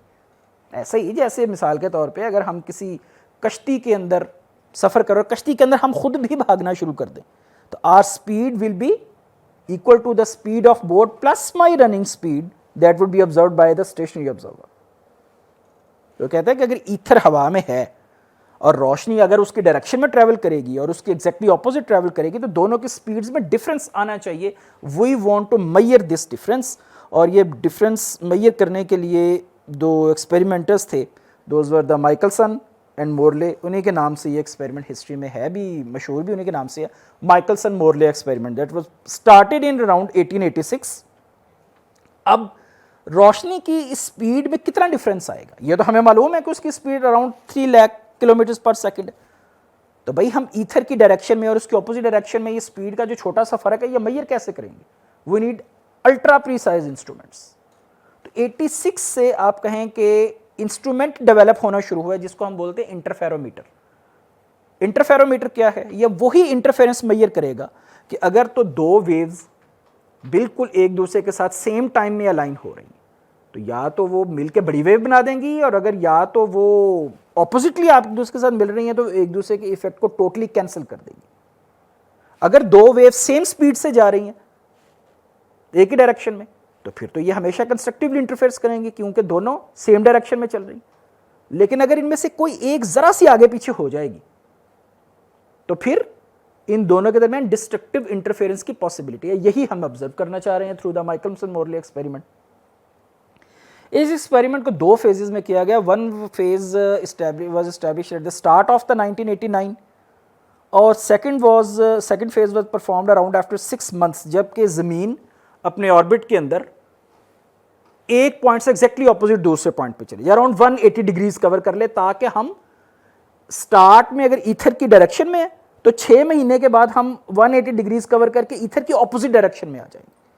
तो हमें इन दोनों के अंदर से स्पीड के डिफरेंस की वजह से ऑब्जर्व होने चाहिए कि ये वेव्स आपस में कंस्ट्रक्टिवली मिल रही हैं या डिस्ट्रक्टिवली मिल रही हैं, लेकिन result was there was no constructive और डिस्ट्रक्टिव इंटरफेरेंस पैटर्न ऑब्जर्व। दोनों सूरतों में, दोनों फेजेस के अंदर रिजल्ट वाज एग्जैक्टली सेम, जिसका कंक्लूजन क्या निकला कि there is no bullshit of ether at all, there is nothing like material existed there. That's why we consider it the most unsuccessful experiment in the history of science. आपका intention थी ether की presence में speed of light का difference observe करना, लेकिन experiment ने conclude क्या किया कि वो तो चीज सिरे से मौजूद ही नहीं है जिसके बेस के ऊपर आप एक्सपेरिमेंट परफॉर्म कर रहे हैं। अब यहां से आके सवाल खड़ा हो गया कि अच्छा भाई, अगर ये वेव है और मीडियम के बगैर ट्रेवल करती है तो इट्स ओके, यहां तक हम इस चीज को एक्सेप्ट करते हैं। Then it came in 1905. The situation turned once again. 1905 के अंदर, बल्कि इस पे जाने से पहले, at the start of the 19th century, around 1820 or 1825, the father of Professor Henry Becquerel, who discovered the radioactivity, Alexander Becquerel was his name, उसने देखा कि जब कुछ मेटल्स हैं, जब इनके ऊपर हम रोशनी डालते हैं तो इनके इर्द गिर्द की जो हवा है वो ज़रा कंडक्टिव बन जाती है, वो इलेक्ट्रिसिटी पास करने लगती है। हालांकि हवा इलेक्ट्रिसिटी पास नहीं करती, लेकिन जब हम कुछ पर्टिकुलर मेटल्स को सूरज की रोशनी में रखते हैं तो उनकी सराउंडिंग एयर के अंदर ये प्रॉपर्टी पैदा हो जाती है। क्यों होती है हमें नहीं मालूम। Einstein revise this problem in 1905, जिसको हम बोलते हैं फोटो इलेक्ट्रिक इफेक्ट। अब यहाँ पे आके जो कंक्लूजन बना, मैं ये बता दूं कि upon publishing the result of this very experiment, which is very straightforward in nature, he got the Nobel Prize in 1921. हालांकि आइंस्टाइन की वजह शोहरत ये एक्सपेरिमेंट नहीं है। अब किसी से पूछे आइंस्टाइन कौन है तो नो वन वुड से कि ही वाज द डिस्कवरर और ही explained the effect of the photo electric effect. उसका ये कहना था कि अगर लाइट एक वेव है और मैं इसको किसी मेटल पीस के ऊपर पॉइंट करता हूँ तो उसमें से इलेक्ट्रॉन निकलेगी, क्योंकि इलेक्ट्रॉन 1898 में डिस्कवर हो चुका हुआ था, उसकी प्रॉपर्टी सारी मालूम थी। These are the cause for the conduction of electricity in metals and they are orbiting around the nucleus as well. तो उसका ख्याल था कि जब इलेक्ट्रॉन्स निकलते हैं मेटल के अंदर after getting shine by the light, तो उस वजह से कंडक्शन होती है। उसने इस कंडक्शन के लिए एक्सपेरिमेंट मैयर किया। लेकिन जो प्रॉब्लम आ रही थी वो ये आ रही थी कि अगर मैं एक पर्टिकुलर कलर की लाइट को, अभी हम आगे जाके देखें कि लाइट्स का कलर कैसा, अगर मैं इस पर्टिकुलर कलर की लाइट को या एक पर्टिकुलर एनर्जी वाली लाइट को मेटल के ऊपर फोकस करता हूँ, किए रखूँ, तो उसमें से इलेक्ट्रॉन निकल के कंडक्शन नहीं करते।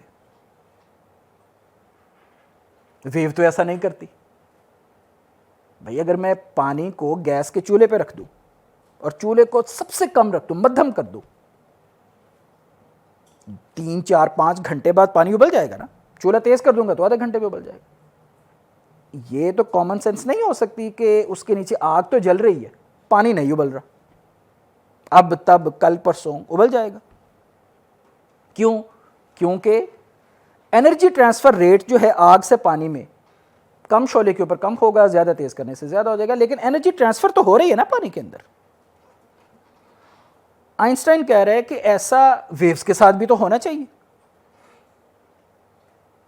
क्योंकि अगर वेव्स एनर्जी कैरी करती हैं, भाई आप वहां पे बोल रहे हैं और आपकी एनर्जी मेरे कान तक आके मेरे ईयर ड्रम को मूव कर रही है, तो इट इज कैरिंग एनर्जी। अब बहुत ज्यादा तेज बोलेंगे तो हो सकता है ये टिश्यू पेपर वाइब्रेट करना शुरू कर दे। तो ये एनर्जी तो ट्रांसफर हो रही है, वेव का फिनोमेना है कि वो एनर्जी ट्रांसफर करती है। तो ये क्यों एनर्जी कंटिन्यूसली इस इलेक्ट्रॉन में ट्रांसफर नहीं हो रही, या मेटल अप कंडक्शन क्यों नहीं कर रही? बहुत देर हो गई है इसके ऊपर वेव फेंकते हुए। बात समझ आया ना? तो वेव की जो प्रॉपर्टी वो उसने यंग ने एस्टेब्लिश की थी at the start of the 18th century, अब उसके ऊपर क्वेश्चन मार्क लग गया। आपने तो इसको एक्सपेरिमेंटली देखा है, इंटरफेरेंस के थ्रू देखा, मैक्सवेल्स की इक्वेशन से देखा। आप देख रहे हैं कि कितना बड़ा एक फैक्ट एस्टेब्लिश हुआ है जिसको अब यहां पे आगे चैलेंज किया जा रहा है। वो कहते हैं कि जब मैं उसकी एनर्जी चेंज करता हूं, कलर चेंज करता हूं लाइट का, तो फिर इलेक्ट्रॉन निकल आते हैं। अब चाहे मैं उसकी इंटेंसिटी कम कर दूं, इंटेंसिटी समझते हैं ना, एनर्जी सेम रहे लेकिन इंटेंसिटी शिद्दत कम कर दूं तो भी इलेक्ट्रॉन निकलते हैं। अब ये एक मसला है। अब आप समझ रहे कि why did he get the Nobel prize in 1921? बज़ाहिर ये काम ऐसा नहीं लगता कि इसके लिए किसी को नोबेल प्राइज दे दिया जाए, लेकिन सवाल यह है कि जिन हालात के अंदर आप ये काम कर रहे हैं, जिन प्री एस्टैब्लिश फैक्ट्स के अंदर आप ये काम कर रहे हैं, वहां पे इस चीज की गुंजाइश ही नहीं है कि ऐसा हो। तो एक बिल्कुल जिसे आप कहते हैं कि एक आउट ऑफ द नोवेयर ख्याल आया। वो कहता है कि ऐसा इस वास्ते है कि लाइट सिरे से वेव है ही कोई नहीं, और ये पार्टिकल्स हैं, बिल्कुल ऐसे पार्टिकल्स जिनकी एक ऐसी पर्टिकुलर एनर्जी है जो अगर तो इस मेटल की एनर्जी के साथ सिंक्रोनाइज होगी, सिर्फ और सिर्फ तब इलेक्ट्रॉन इजेक्ट होंगे, अदरवाइज नहीं होंगे। तो अगर ऐसा है तो फिर ये जो लाइट है, हम इसको वेव क्यों कह रहे हैं? Why not we consider it the bullets of energies और द पार्टिकल्स ऑफ एनर्जीज, जिसको बाद में फिर फोटॉन्स का नाम दिया गया, द पार्टिकल्स ऑफ लाइट। समझे ना? अब यहां से आके फिर 1905 के बाद ये स्टैब्लिश होता है कि अच्छा भाई, ये जो लाइट असल में निकलती है, ये पार्टिकल्स हैं, ये ओरिजिनेट कहाँ से होती है? अभी तक तो हमें सिर्फ दो ही चीज़ों का पता है कि या तो लाइट निकलती है आग जलाने से, या लाइट निकलती है किसी फिलामेंट में से बिजली गुजारने से, या लाइट निकलती है सूरज से। और इन तीनों चीज़ों में सिर्फ लाइट ही पैदा नहीं होती, हीट भी पैदा होती है। तो what's actually the origin of light? At the end of the 19th century, there was a school teacher whose name was John Balmer, जिसने हिट एंड ट्रायल से यह मालूम किया कि कुछ गैसेस के अंदर से जब लाइट निकलती है तो उनके अंदर पर्टिकुलर उनके स्पेक्ट्रम समझते हैं ना, जब हम किसी रोशनी को किसी प्रिज्म के अंदर से गुजारते हैं तो उससे हमारे पास कलर बनते हैं। अगर हम उन गैसेस की लाइट को प्रिज्म से गुजारेंगे तो हमारे पास ऐसे रंग नहीं बनेंगे जैसे 7 रंग हम देखते हैं, पर्टिकुलर कलर्स की लाइन्स आएंगी। कहते हैं कि ये वाली जो लाइंस हैं, ये उस लाइट की पर्टिकुलर एनर्जी को रिप्रेजेंट कर रही हैं, और हर गैस में से ये वाली लाइट्स इसी शेप की क्यों निकलती हैं? उसने इसका हिट एंड ट्रायल बेस के ऊपर एक फार्मूला ईजाद किया जिसमें कुछ नंबर्स थे, इंटीजर नंबर्स को अगर हम डालें तो हम वो वाली एनर्जी ऑब्टेन कर सकते हैं जो उन लाइट्स के अंदर, उन लाइनों के अंदर हमें रिफ्लेक्ट होती हुई नजर आती है। 1911 के अंदर नील्स बोर ने मैथमेटिकली इस फार्मूला को एस्टैब्लिश किया और सेम वही वाले रिजल्ट्स आए जो बामर ने निकाले थे। उसने कहा था कि ऐसा नहीं है कि ये वाली एनर्जी हिट एंड ट्रायल से निकली है, रादर ये एटम के अंदर इलेक्ट्रॉन्स की अपनी पोजीशन को चेंज करने के रिजल्ट में निकलती है, और सोल सोर्स ऑफ लाइट के पैदा होने की अकेली वजह एटम्स के अंदर इलेक्ट्रॉन्स की अपनी पोजीशन वेरी करना है। अच्छा, अगर ऐसा है तो फिर हम इलेक्ट्रॉन्स की पोजीशन को अगर अपनी मर्जी से वेरी कराएं तो क्या मेरी मर्जी की रोशनी पैदा हो सकती है? जी हाँ, आपकी मर्जी की रोशनी पैदा हो सकती है। आप चाहें तो सिर्फ रोशनी, आप चाहें तो सिर्फ ग्रीन, चाहें तो सिर्फ ब्लू, जिस तरह की रोशनी आप चाहें ले सकते हैं, प्रोवाइडेड कि आपको मालूम हो कि आपने इलेक्ट्रॉन्स के दरमियान में एनर्जी गैप कितना रखना है। यहां तक जब चीज़ इस्टेब्लिश हुई और मालूम पड़ा कि ये photons, these are the particles, तो उसके बाद फिर 1915 के अंदर आइंस्टाइन ने एक थ्योरी पेश की जिसने कहा कि लाइट के बारे में हमने काफ़ी कुछ जाना है, लेकिन light, it is not always possible it will travel in the straight lines, rather we can bend the line. अब यहाँ पे बेंडिंग का और टर्निंग के अंदर डिफरेंस आ जाएगा कि हम लाइट को रिफ्लेक्शन या किसी रिफ्लेक्टिंग सर्फेस के साथ टकरा के नहीं उसका रास्ता मोड़ रहे। The effect of the gravitational field also causes the variation in the path of light. The theory that is called the general theory of relativity, इसमें वो कहता है कि जब हम एक hypothetical 4 dimensional surface जिसके अंदर एक 3 dimensions हैं और एक चौथी dimension टाइम की है, उसके अंदर किसी बहुत बड़ी मास को प्लेस कर देते हैं या बहुत बड़ी एनर्जी को प्लेस कर देते हैं, this causes the stretch in that fabric. Light को भी उसी स्ट्रेच को फॉलो करते हुए चलना। अब इसकी डिटेल्स में अगर हम जाएंगे तो फिर लेमैन की अंडरस्टैंडिंग से ज़रा बात बाहर चली जाएगी, सो वो keep it in a nutshell over there. अब इस एक्सपेरिमेंट को, अब ये एक थ्योरेटिकल ऑब्जर्वेशन थी, अब दोबारा से आप ये देखिए कि नीचे साइंटिस्ट हैं और ऊपर खुदा ताला खड़ा हुआ। 1916 में ये थ्योरी पब्लिश हुई है और लाइट की अभी तक की हमने जो अंडरस्टैंडिंग देखी है उसके मुताबिक ये सवाल ही नहीं पैदा होता कि लाइट स्ट्रेट पाथ को कभी छोड़ दे, किसी ने कभी ऑब्जर्व नहीं किया। एक थ्योरी सामने आ गई कि नहीं, लाइट बेंड हो सकती है। 1919 के अंदर 29 में 1919 के अंदर साउथर्न अफ्रीका के अंदर कंप्लीट सोलर एक्लिप्स था और साइंटिस्ट के पास आप जानते हैं कि मैप्स होते हैं, दे नो कि what's the position of stars in the sky. तो उन्होंने वहाँ से कंक्लूड किया कि अभी यहाँ पे अगर सूरज ग्रहण होगा तो उसके इर्द गिर्द अंधेरा छा जाएगा। वो सितारे जो सूरज की रोशनी में हमें नज़र नहीं आते, जब सूरज के आगे चांद आ जाएगा, डार्कनेस फैल जाएगी, तो वो सितारे हमें दिखाई देने चाहिए। अब ये अगर सूरज है और वो सितारे जो इसके पीछे खड़े हुए हैं, according to the theory of Einstein, जो उसका कहना था कि इन सितारों से निकलने वाली रोशनी जब इस बहुत हैवी मैस ऑफ सन के पास आएगी तो उसको बेंड होना चाहिए। द लाइट रे should not travel like this in straight lines, rather they should bend like this. तो उसका कंक्लूजन आप जानते थ्योरेटिकली क्या निकलेगा कि इस सितारे से जो रोशनी निकल रही है वो तो चारों तरफ फैल रही है भाई, उसकी वो किरणें जो कि यहाँ से आ रही हैं वो इसके साथ बेंड होके यहाँ पे फोकस होंगी, इस तरफ से आने वाली किरणें इस साइड से बेंड होकर यहाँ फोकस होंगी, ऊपर से आने वाली यहाँ से बेंड होकर फोकस होंगी। तो वो सितारा जो सूरज के पीछे खड़ा हुआ है वो हमें सूरज के सामने दिखाई देना चाहिए according to this philosophy, if the sun gets completely dark. अब यकीन करेंगे कि वो सितारा नजर आया। ऑल दो स्टार्स विच वर एग्जिस्टिंग और situated at the back side of the sun, according to the map, they were visible in front of the sun at that time. And this was the very first evidence of the trueness of general relativity's application on light. यहाँ से आके फिर ये बात establish हो गई कि भाई रोशनी को हम ना तो प्योरली वेव बोल सकते हैं, ना ही प्योरली पार्टिकल बोल सकते हैं, क्योंकि 1923 में एक और एक्सपेरिमेंट परफॉर्म किया गया था by the Arthur Compton, who said कि light behaves like a particle, और इसका एक मटेरियलिस्टिक इलेक्ट्रॉन के साथ ऐसा ही कोलिजन होता है जैसे दो बिलियर्ड बॉल्स का होता है। They exchange their energies in the very same way as they do. उसके बाद फिर यहाँ पे एक सवाल इस्टेब्लिश हुआ कि अच्छा, अगर एक वेव समझी जाने वाली चीज़ एक पार्टिकल के तौर पे बिहेव कर सकती है और एक मैसलेस फोटोन जिसकी कोई मैस नहीं है, क्योंकि अगर आप किसी बैलेंस के ऊपर, किसी वेट मेजरिंग बैलेंस के ऊपर लाइट की कितनी भी इंटेंस बीम को फोकस कर देंगे तो उसकी रीडिंग में कोई चेंज नहीं आएगा। Why so? Because the photons which are falling on the plate of the balance, they are not carrying any mass, so there won't be change in the reading of the balance. लेकिन अभी तक हमारा जो तस्वर है वो ये है कि तवानाई तो सिर्फ उस चीज़ में है जिसकी अपनी मास है।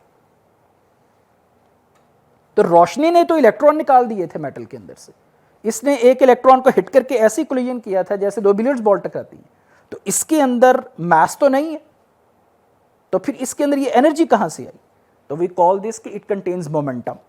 Momentum is actually a scientific measure of energy, you can say. इस बेस पे एक नेचुरल क्वेश्चन खड़ा हो जाता है कि अच्छा, अगर वेव एज पार्टिकल बिहेव कर सकती है तो ये जो पार्टिकल्स हैं can they behave as wave as well? Louis de Broglie, he was a French physicist, उसका एक ही काम है अगर आप देखा जाए तो, इसके अलावा शायद उसके कोई इतनी ज़्यादा साइंटिफिक कंट्रीब्यूशन नहीं है। तो ही सेड कि yes, the particles can behave as waves as well. उसका जो थीसिस था पीएचडी का, वो एर्विन श्रोडिंगर ने स्पेशल उसकी एक कॉपी मंगवाई जिसके बेस के ऊपर उसने फिर अपनी वेव मैकेनिक्स की थ्योरी इस्टेब्लिश की। तो this was the one dissertation of PhD which got the Nobel prize. This was his PhD work. Paul Naizman was his supervisor. तो वहाँ से फिर ये हुआ कि अगर ऐसा है तो फिर जो छोटे पार्टिकल्स हैं they should also behave in the very same way as the light behaves. Then this experiment was performed again accidentally by, I am not sure what was the name of those scientists who directed the electron beams on the nickel metal, और उसके result में उनको same वैसी diffraction pattern मिला। This was again a coincidental discovery. और उसके बाद फिर जब ये इस्टेब्लिश हो गया कि electron can also behave like a wave, तो फिर हमने एक उससे इंस्ट्रूमेंट इन्वेंट किया। Can someone name that instrument? everyone has heard about it, that was electron microscope. तो इलेक्ट्रॉन माइक्रोस्कोप के अंदर मास रखने वाले पार्टिकल्स ऐसा ही काम कर रहे होते हैं जैसे किसी कंपाउंड ऑप्टिकल माइक्रोस्कोप के अंदर मासलेस फोटॉन्स काम कर रहे होते हैं। अब चूंकि इलेक्ट्रॉन्स की अपनी वेवलेंथ बहुत छोटी है as compare to the photons, so we can see a very fine details using electron microscopes. Even chromosomes जो आम माइक्रोस्कोप से इतने क्लियर नहीं आपको दिखाई देते, we can observe them using electron microscope. तो कहाँ से हमारा सफ़र शुरू हुआ था कि ये रोशनी को पैदा करना तो खुदा के अलावा या देवी देवताओं के बस के बाहर की चीज़ है, लेकिन अब हम कहाँ पे खड़े हुए हैं कि हम रोशनी की इंटेंसिटी को इस हद तक कंट्रोल कर सकते हैं कि by controlling the intensity of direct line I can precisely cut the retina of some humans eye, precisely. I myself pass through this process. आप तसव्वुर करें कि इंसानी आँख के अंदर कुछ माइक्रोन जितनी थिक लेयर को आप प्रिसाइजली कंट्रोल करके लेज़र की रे से ख़त्म कर सकते हैं।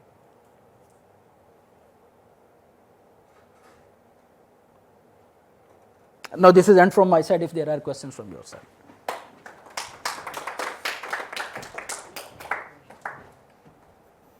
देखिए मैंने इस बात को ज़रा लेमैन तक रखने की कोशिश की है, though there are so many other things we can discuss over there, but लेकिन वो ज़रा बहुत ज़्यादा साइंटिफिक डोमेन में चली जाए। Sorry, Assalamualaikum. According to Einstein's equation, energy is equal to mass times speed of light squared. So इस equation के according के लिए, for anything to have energy, it must also have mass. So doesn't the claim that photon is massless become void? This is a common misconception in general. Actually, if you write the complete equation of Einstein's in terms of the mass and energy, this is not equal to, it is not E equal mc square. This is rather equal to, I am not using the board. It is actually E equals momentum square times c square plus mass square times speed of light raised to power 4 whole under root. So energy of a particle, whether this is massless or a massive particle, is equal to, is depending upon the momentum, its mass and the speed of light. So if you insert the mass equals 0 in this equation, what would you get? E equals p square, which is for momentum, into c square whole under root. That will conclude to the E equal to momentum times speed of light. So the energy of a photon would equal to its momentum times speed of light. So what would be the momentum of the photon? That can be derived using the Planck's equation, what we call E equals Planck's constants times the frequency. And the frequency can be measured as the ratio of speed of light to the wavelength. So using these classical parameters, we can precisely determine the frequency of one photon. So E equals mc square is not directly applicable to the photons in that sense, rather this is a modified version of this equation that is used. Even we can precisely count the number of photons ejecting from this light as well. If say this light bulb is of 100 watts, so we can determine how many photons are being emitted from this light in 1 minute. समझ आया ना?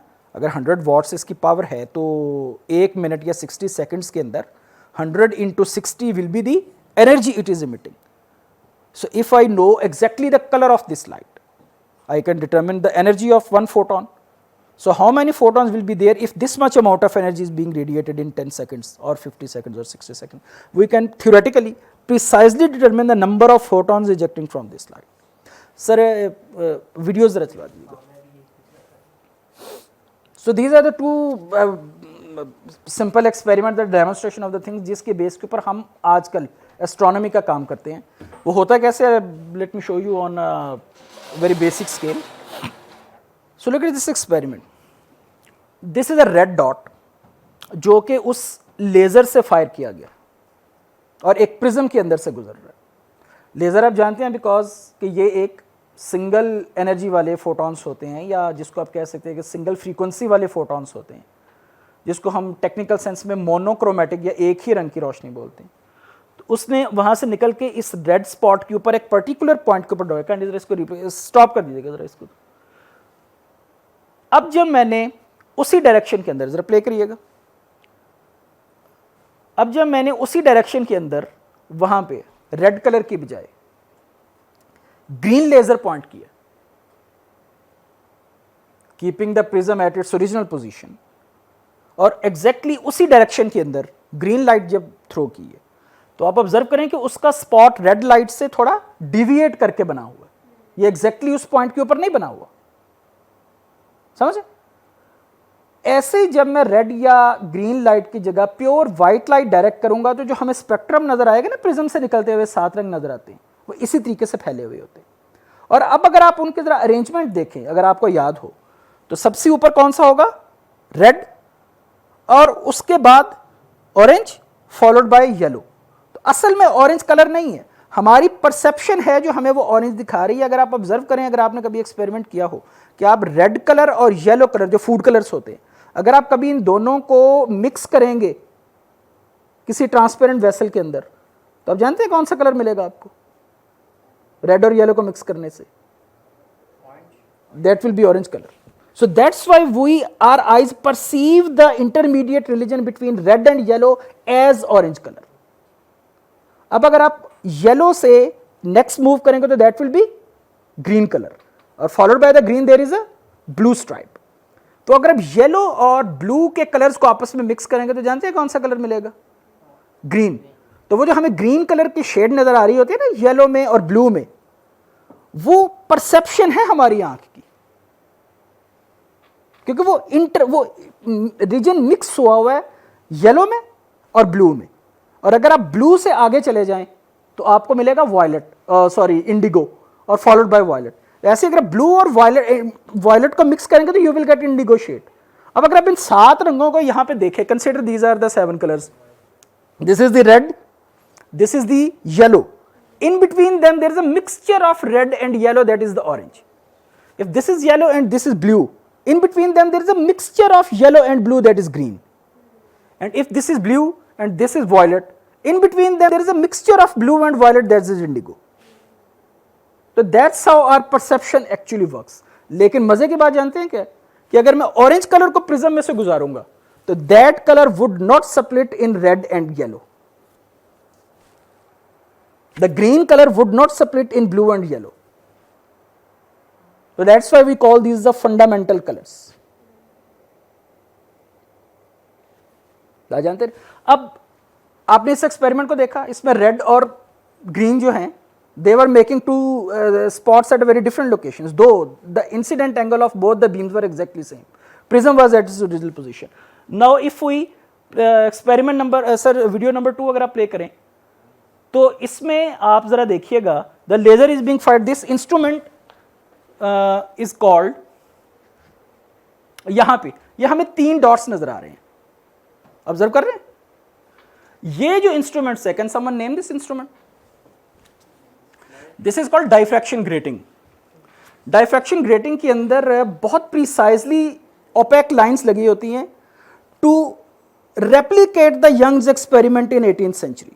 But these lines are drawn using laser, और इनके दरमियान में जो distance है that is in nanometres और माइक्रोमीटर्स. यहाँ से जब लाइट पास होती है तो आपने ऑब्जर्व किया कि यहाँ से मेरे पास एक सिंगल बीम निकल रही है, लेकिन जब वो डाइफ्रैक्शन ग्रेटिंग में से पास होती है तो होना जानते हैं क्या चाहिए था? There should be theoretically as many spots on the screen as the number of lines are over there. लेकिन ऐसा नहीं है, यहाँ पे लाइन तो माइक्रोमीटर्स के अंदर लगी हुई है, जबकि यहाँ पे मुझे ये 3 स्पॉट्स मिल रहे हैं. और ये 3 स्पॉट्स में से अगर आप ऑब्जर्व करें तो central spot is the brightest, और उसके जो एडजेसेंट है they are equidistant, same फासले पे है, और इनकी ब्राइटनेस उससे कम है. इससे राइट पे और इसके लेफ्ट पर भी स्पॉट्स हैं थियोरेटिकली, लेकिन लेजर की इंटेंसिटी कम है, इस वास्ते हम वो ऑब्जर्व नहीं कर पा रहे. अब अगर मैं, सर कंटिन्यू करिएगा जरा, यहां पे अगर मैं रेड की जगह पे ग्रीन लेजर थ्रो करता हूं तो आप ऑब्जर्व करें कि situation has change all together with same diffraction grating. ये वो एक्सपेरिमेंट था ये जो यंग ने परफॉर्म किया. ही वाज एक्सपेक्टिंग 2 लाइट्स, लेकिन डबल स्लिट में से गुजरने के बाद there was a strip of there was a array of spots existing over there. Sir जरा दोबारा करिए, काइंडली इसको रिप्ले करें. नहीं, वीडियो 2 को. जो चीज ऑब्जर्व करने वाली है वो क्या है? अभी आपने इससे पहले प्रिज्म के साथ एक एक्सपेरिमेंट का रिजल्ट देखा ना, तो यहाँ पे अगर मैं थोड़ा सा ज़रा इन स्पॉट्स की पोजीशन को मार्क करूँ और फिर ग्रीन लाइंस की पोजीशन को मार्क करूँ, तो ये 3 स्पॉट्स क्लोज हो गए हैं, they have become closer to each other. बात समझ रहे हैं ना? और वो इतने क्लोज हैं कि वो सेंटर के अंदर मिल के एक ब्राइट स्पॉट बना रहे हैं, लेकिन वो जो ब्राइट स्पॉट हमें नजर आ रहा है वो एक नहीं है, असल में 3 स्पॉट्स हैं जिनके दरमियान में गैप कम हो गया और वो हमें देखने से एक ही स्पॉट नजर आ रहा है। अब जरा सोचें कि जिस तरीके से व्हाइट लाइट को प्रिज्म में से गुजारेंगे तो वो डिफरेंट कलर्स में सेपरेट हो जाएगी based upon their angle of deviation. ऐसे ही अगर मैं व्हाइट लाइट को इस ग्रेटिंग के अंदर से गुजारूंगा, जैसे रेड और ग्रीन स्पॉट्स ने अपनी पोजीशन चेंज कर ली, ऐसे ही अगर मैं व्हाइट लाइट गुजारूंगा तो वो भी ग्रेटिंग में से गुजर के ऐसे ही मुझे कलर्स की एक पट्टी दिखाई देगी। ये बिल्कुल वही इफेक्ट है जो अगर आपने अपनी एलईडी टीवी की स्क्रीन पे देखा हो, जब वो ऑफ होता है तो हमें वहां पे भी ऐसी ही कलर की पट्टी नजर आती है। क्यों? क्योंकि उसके ऊपर भी डिफरेंट पिक्सल्स ऐसे ही मार्क हुए हुए होते हैं। सीडी के ऊपर भी अगर आप देखें तो उसके ऊपर भी ट्रैक्स की वजह से वही काम हो रहा होगा जो यहाँ पे ग्रेटिंग के साथ हो रहा है, तो वहां पे भी हमें सरफेस उसकी नजर आएगी। अगर आपने रिटर्न सीडी देखी हो जिसके ऊपर ट्रैक्स बने हुए होते हैं, तो you can see the diffraction pattern और the colour pattern on the CD clearly as compare to an unwritten CD, क्योंकि वहां पे ट्रैक्स तो बने ही नहीं है, उसके ऊपर तो डेटा नहीं लिखा हुआ। समझे? तो अब जब हम डाइफ्रैक्शन ग्रेटिंग को यूज करके सूरज की तरफ से आने वाली या आसमान से आने वाली किसी रोशनी को यहां से गुजारते हैं, तो हमें उसके अंदर से कलर्स की ऐसे ही पट्टियां मिलना शुरू हो जाती हैं जैसे यहां पे स्ट्राइप्स बनी। मैंने हर एक केमिकल एलिमेंट से निकलने वाली लाइट को रिकॉर्ड कर रखा है कि किस केमिकल एलिमेंट से किस तरह की ग्रेटिंग में से गुजरने के बाद स्पॉट बनेंगे। दो spots are the signature marks of that particular chemical element. अगर आपने कभी खाने वाले नमक को गैस के चूल्हे पर डाला हो तो it always gives you which colour of light? It's a very simple experiment you can do. Just drop some sprinkles of the table salt on gas flame and it will give you a color that is bright yellow. Very good. If you have ever experimented it with baking soda rather than the table salt, what do you expect now? किया नहीं है, but think on a scientific course. What type of color do you expect? It must also be yellow. Why so? Because the sodium is also the part of sodium bicarbonate, the baking soda. It must also give you the very yellow light. समझ गए ना? अगर आपने कभी copper की wire ली हो, जो आम इलेक्ट्रिसिटी वाली कॉपर वायर है, और उसको भी उससे इंसुलेशन उतार के उसको चूल्हे पे रखा हो, तो it gives you another colour, that colour is greenish colour. अगर आपने एल्यूमिनियम लिया हो, एल्यूमिनियम की आम वायर मिल जाती है, अगर आप उसको करेंगे तो it gives you a different colour. These colours are the telltale signatures of these elements. और जब मैं सूरज से आने वाली रोशनी को ऐसे ग्रेटिंग से गुजार के उसकी स्क्रीन पे स्पॉट्स लेता हूँ, तो वहाँ पे जो कलर्स आते हैं ना, वो मेरे पास उस रिकॉर्ड से मैच करने से ज़मीन पे बैठ के मैं बता सकता हूँ कि which chemical element is present in that particular star.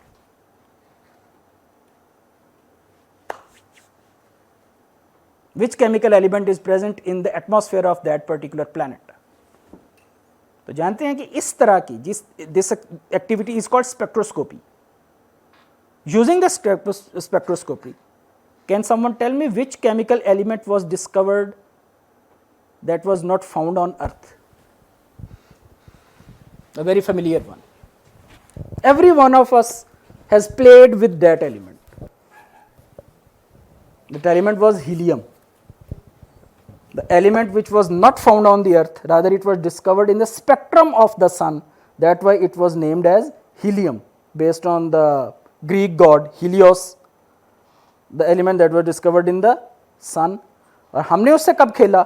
Whenever we fly a gas balloons, that gas balloon is filled with helium, because we can't use the hydrogen because it is highly combustible. So helium is also a lighter element than air, so we use helium in those balloons. जी, कोई और सवाल है? आपने बताया था आपका आई laser हुआ था, तो आप उसका प्रोसेस शेयर करना चाहेंगे? मैंने एक्चुअली आपकी आई के साथ क्या था कि आपका विजन बिल्कुल अब ठीक हो गया 6/6?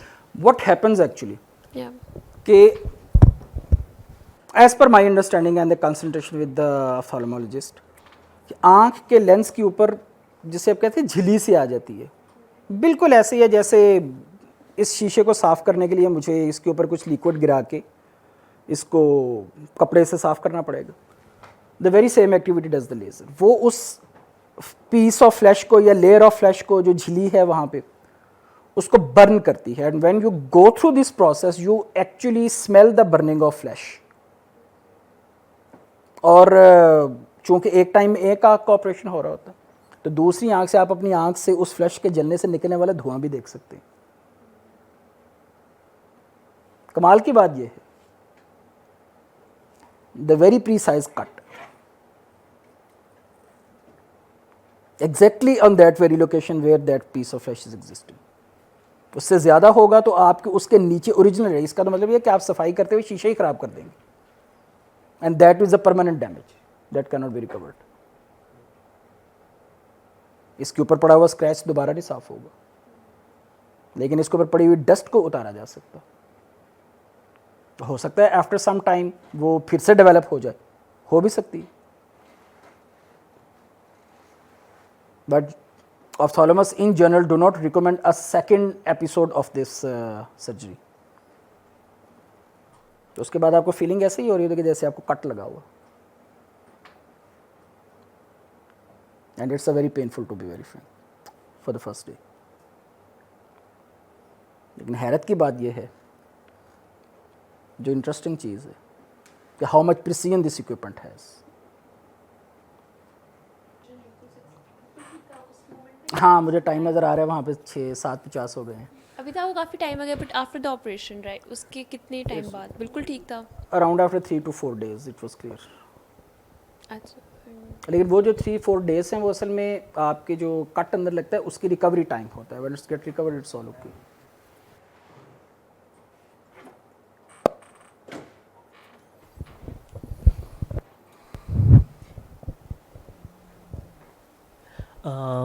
जो उन्वान है from antiquity to quantum wonders, तो एक नज़र अगर हम देख लें कि फ्यूचर प्रोस्पेक्ट क्या हो सकता है यही लाइट की अंडरस्टैंडिंग का।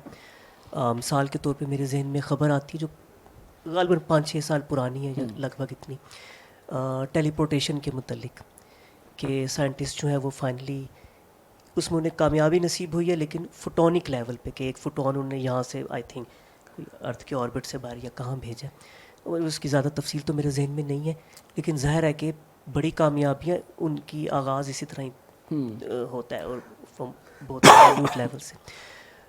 तो क्वांटम कम्युनिकेशन में या ग्लोबल स्केल क्वांटम इंटरनेट कह लें या कोई क्रिप्टोग्राफी वगैरह में मेरे जहन में आता है कि शायद हमारी ये जो क्वांटम अंडरस्टैंडिंग ऑफ लाइट है ये हमें काफ़ी आगे लेकर जा सकती है। जी, इसके ऊपर काम हुआ भी था। इनफैक्ट मैं 2017 में एक डॉक्यूमेंट्री आई थी BBC की जिसके ऊपर ऑस्ट्रिया के प्रोफेसर हैं, प्रोफेसर ज़लिंजर, उन्होंने काम किया था इस बारे में, टेलीपोर्टेशन के बारे में और फोटोन इंटेंगलमेंट के बारे में।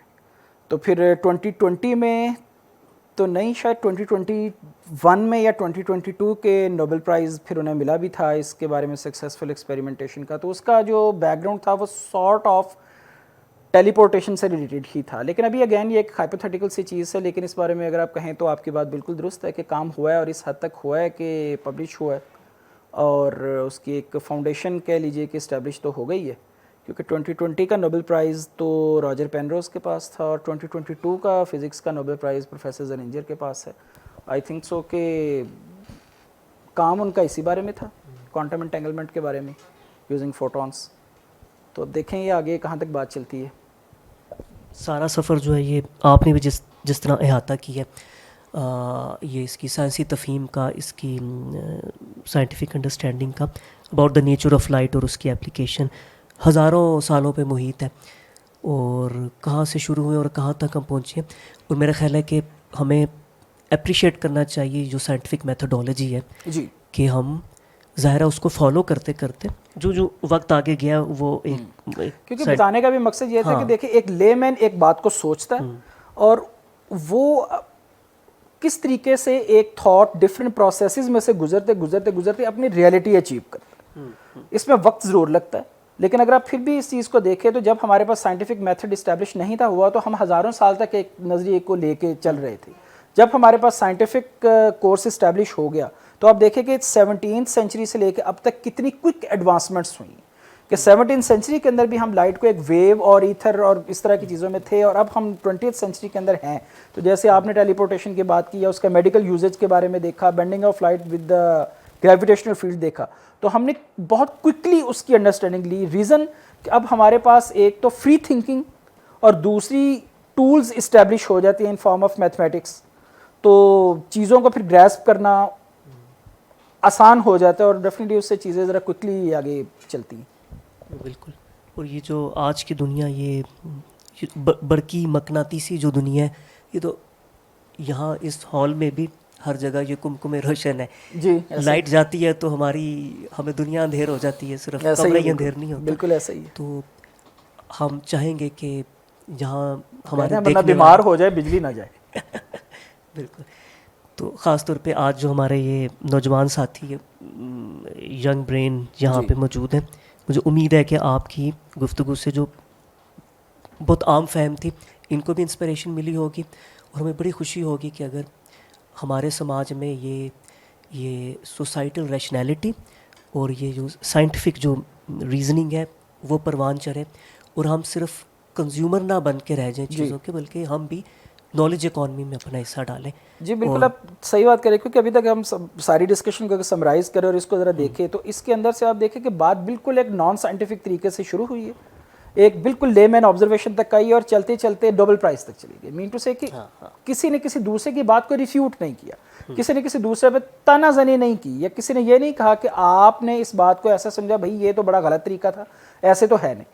तो ना साइंसी लोगों ने मजहबी लोगों को तंज का निशाना बनाया और ना ही उनकी तरफ से कोई ऐसी बात आई। दोनों साथ साथ चलते रहे हैं। अगर दोनों का मकसद रियलिटी अचीव करना है तो दोनों हाथ मिला के साथ साथ चल सकते हैं, कहीं कोई बिगाड़ की सूरत पैदा नहीं होती। लेकिन जहाँ पर एक चीज़ ज़िद पे और अना पे खड़ी हो जाती है, वहाँ पे आके फिर ज़रा नाखुशगवार सूरत हाल पैदा हो जाती है। बिल्कुल। मैं इसमें अब गुफ्तगू इख्तिताम पे ही है, लेकिन ये अच्छी एक मतलब मेरा ख्याल है बहस का नुक्ता भी है।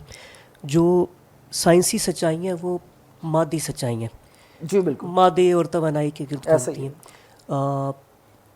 बिग बैंग कैसे हुआ, आसमान नीला क्यों है, हम इस तरह के सवालों के गिर्द ज़रूर घूमते हैं, लेकिन हम उसकी कोई इखलाकी या उसकी कोई उस तरह की तोजी कि ये क्यों बनाई गई, क्या इसके पीछे ग्रेटर पर्पस होगा, ये साइंस का मैदान नहीं है। लिहाजा साइंस को या साइंसदानों को आजमाइश में डालना भी नहीं चाहिए। हाँ, वो लेकिन अपना मैं काम कर रहे हैं, और ये कितनी खूबी की बात है कि आज अगर कोई भी नौजवान उठ के साबित कर दे, मफरूज़े की बात है कि आइंस्टाइन की थ्योरी में ये सुकम है या ये गलती है, तो साइंस की दुनिया में उसको बड़ा सेलिब्रेट किया जाएगा। बिल्कुल, खुश ऐसे होंगे ही, कि हमें एक ऐसे ही, चीज़ पता चले। ऐसे ही, और साइंस की बिल्कुल ऐसे ही। कामयाबी यही है कि ये इस तरह के जज्बात से आरी होकर वो उस आप सच्चाई की बिल्कुल, तलाश में आप रहती है जो मादी सच्चाई जो बात कर रहे हैं वो बिल्कुल दुरुस्त है। आप बल्कि ये देख लीजिए कि अगर हम ज़रा और साइंटिफिक डेप्थ के अंदर जाके देखें, ज़रा साइंस की हिस्ट्री को देखें, तो एल्बर्ट आइंस्टाइन क्वांटम मैकेनिक्स के बड़े नाकदीन में से एक था, इसमें तो कोई शक नहीं है। जो साइंटिफिक कम्युनिटी है वो इस चीज़ को जानती है। एलानिया तौर पे वो वर्नर हाइजेनबर्ग के ख़िलाफ़ बातें करता था साइंटिफिक बेसिस के ऊपर, लेकिन इसके बावजूद 1929 के नोबेल प्राइज़ के लिए उसने जिन बंदों को रिकमेंड किया, क्योंकि नोबेल प्राइज़ के लिए रिकमेंडेशन सिर्फ एक नोबेल लॉरेट की तरफ से ही आ सकती है, और 1921 में आइंस्टाइन चूँकि खुद नोबेल प्राइज़ जीत चुका था, तो 1929 में उन्हें जिन 3 बंदों को रिकमेंड किया उनमें से एक वर्नर हाइजेनबर्ग था, दूसरा पास्कल जॉर्डन और तीसरा मैक्स बॉर्न। अब ये तीनों बंदे क्वांटम मैकेनिक्स की मैथमेटिकल इंटरप्रिटेशन कर रहे हैं, और बल्कि मैक्स बॉर्न और पास्कल जॉर्डन ने तो मिलके क्वांटम मैकेनिक्स में वेव फंक्शन की रियलिटी को इस्टेब्लिश किया था, और हाइजेनबर्ग की मैट्रिक्स मैकेनिक्स को और श्रोडिंगर की वेव मैकेनिक्स को उनकी इक्विवेलेंसी शो भी की थी। डिस्पाइट के एल्बर्ट आइंस्टाइन उस थ्योरी के शदीद नाकदीन में से था, लेकिन उसने 1929 के नोबेल प्राइज़ के लिए इन्हीं तीनों के नाम रिकमेंड किए थे। तो इसमें कोई ऐसा मसला नहीं होता। साइंस की जो दुनिया है इस वजह से बड़े दिल और खुले जहन वालों की दुनिया है, उनमें इस तरह की छोटी छोटी बातें नहीं देखी जाती। उनके दिल भी बड़े, उनके दिमाग भी बड़े होते हैं और वो एतराज़ को बड़ी खुश दिली से कबूल करते हैं। अभी पिछले दिनों रॉजर पेनरोज की और मिचियो काको की गुफ्तगू एक चल रही थी, जिसमें मिशियो का ख्याल था कि कायनात मल्टीपल यूनिवर्सेस एग्जिस्ट कर रही हैं। तो जब रॉजर पेनरोज से उसके बारे में पूछा गया कि आपका क्या ख्याल है, ये क्या कह रहे हैं, यानी कि सेइंग टोटली एब्सर्ड, उसके मुंह पे ये बात कर रहे हैं।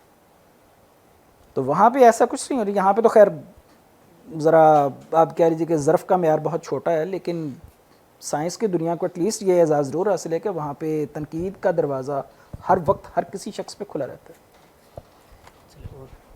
द ब्लैक होल का भी एक मकसद यही है कि यहाँ पे जी इल्म व हुनर के ऊपर गुफ्तगू हो और हमारे अज़ान भी रोशन हो और वसी हो। उस्मान रफ़ीक, आप इससे पहले भी यहाँ पे तशरीफ़ लाएँ और आप लाहौर से आते हैं बतौर ख़ास, और इवेंट ख़त्म होगा और आप इतना लंबा सफ़र करके जाएंगे वापस, और आज तो वैसे अभी भी जब तक रस्तों तो का मेरी एज साथ दे रही है मैं सफ़र कर सकता हूँ, कि सफ़र मेरा कह लीजिए कि ज़रा यूज़ टू रहा हूँ बचपन से ही। मैं जब यहाँ पे था, इस्लामाबाद में मेरी रिहाइश थी और टेक्सला में मेरी क्लासेस होती थी, तो मैं वहाँ से टेक्सला और टेक्सला से इस्लामाबाद, फिर सुबह इस्लामाबाद से वहाँ से टेक्सला और फिर इस्लामाबाद। तो ये ट्रैवल मेरी एमएस के दौरान, यहाँ पे स्टडी जॉब के दौरान में कंटिन्यू रहा है। तो अभी भी मेरे ऑफिस से मेरे घर का जो ट्रैवल टाइम है that is around 1 hour and 40 to 45 minutes one side. तो travelling is not an issue please for me. That means a lot to all of us. ख़ास तौर पे आप शुक्रिया। ये जो इल्म का जो सफ़र यहाँ पे द ब्लैक होल में चल रहा है, ज़ाहिर आप उसमें वैल्यू ऐड यानी ये सारी आप लोगों की ताउन की वजह से है, जो ऑडियंस आती है उसकी वजह से, वरना खाली कुर्सी को मैंने क्या बात सुनानी थी। आप आते हैं, पार्टिसिपेट करते हैं, सवालात पूछते हैं, तो एटलीस्ट मुझे ये तसल्ली हो जाती है कि कुछ मेरी कही गई बात आपके जहन में उतर गई, आपकी कही गई बात से कुछ मुझे इस्तिफ़ादा हो जाएगा। तो इस वजह से ये एटलीस्ट दिल को तसल्ली होती है यहाँ से उठते हुए कि बोलना बेकार नहीं गया। बहुत शुक्रिया सर, थैंक यू।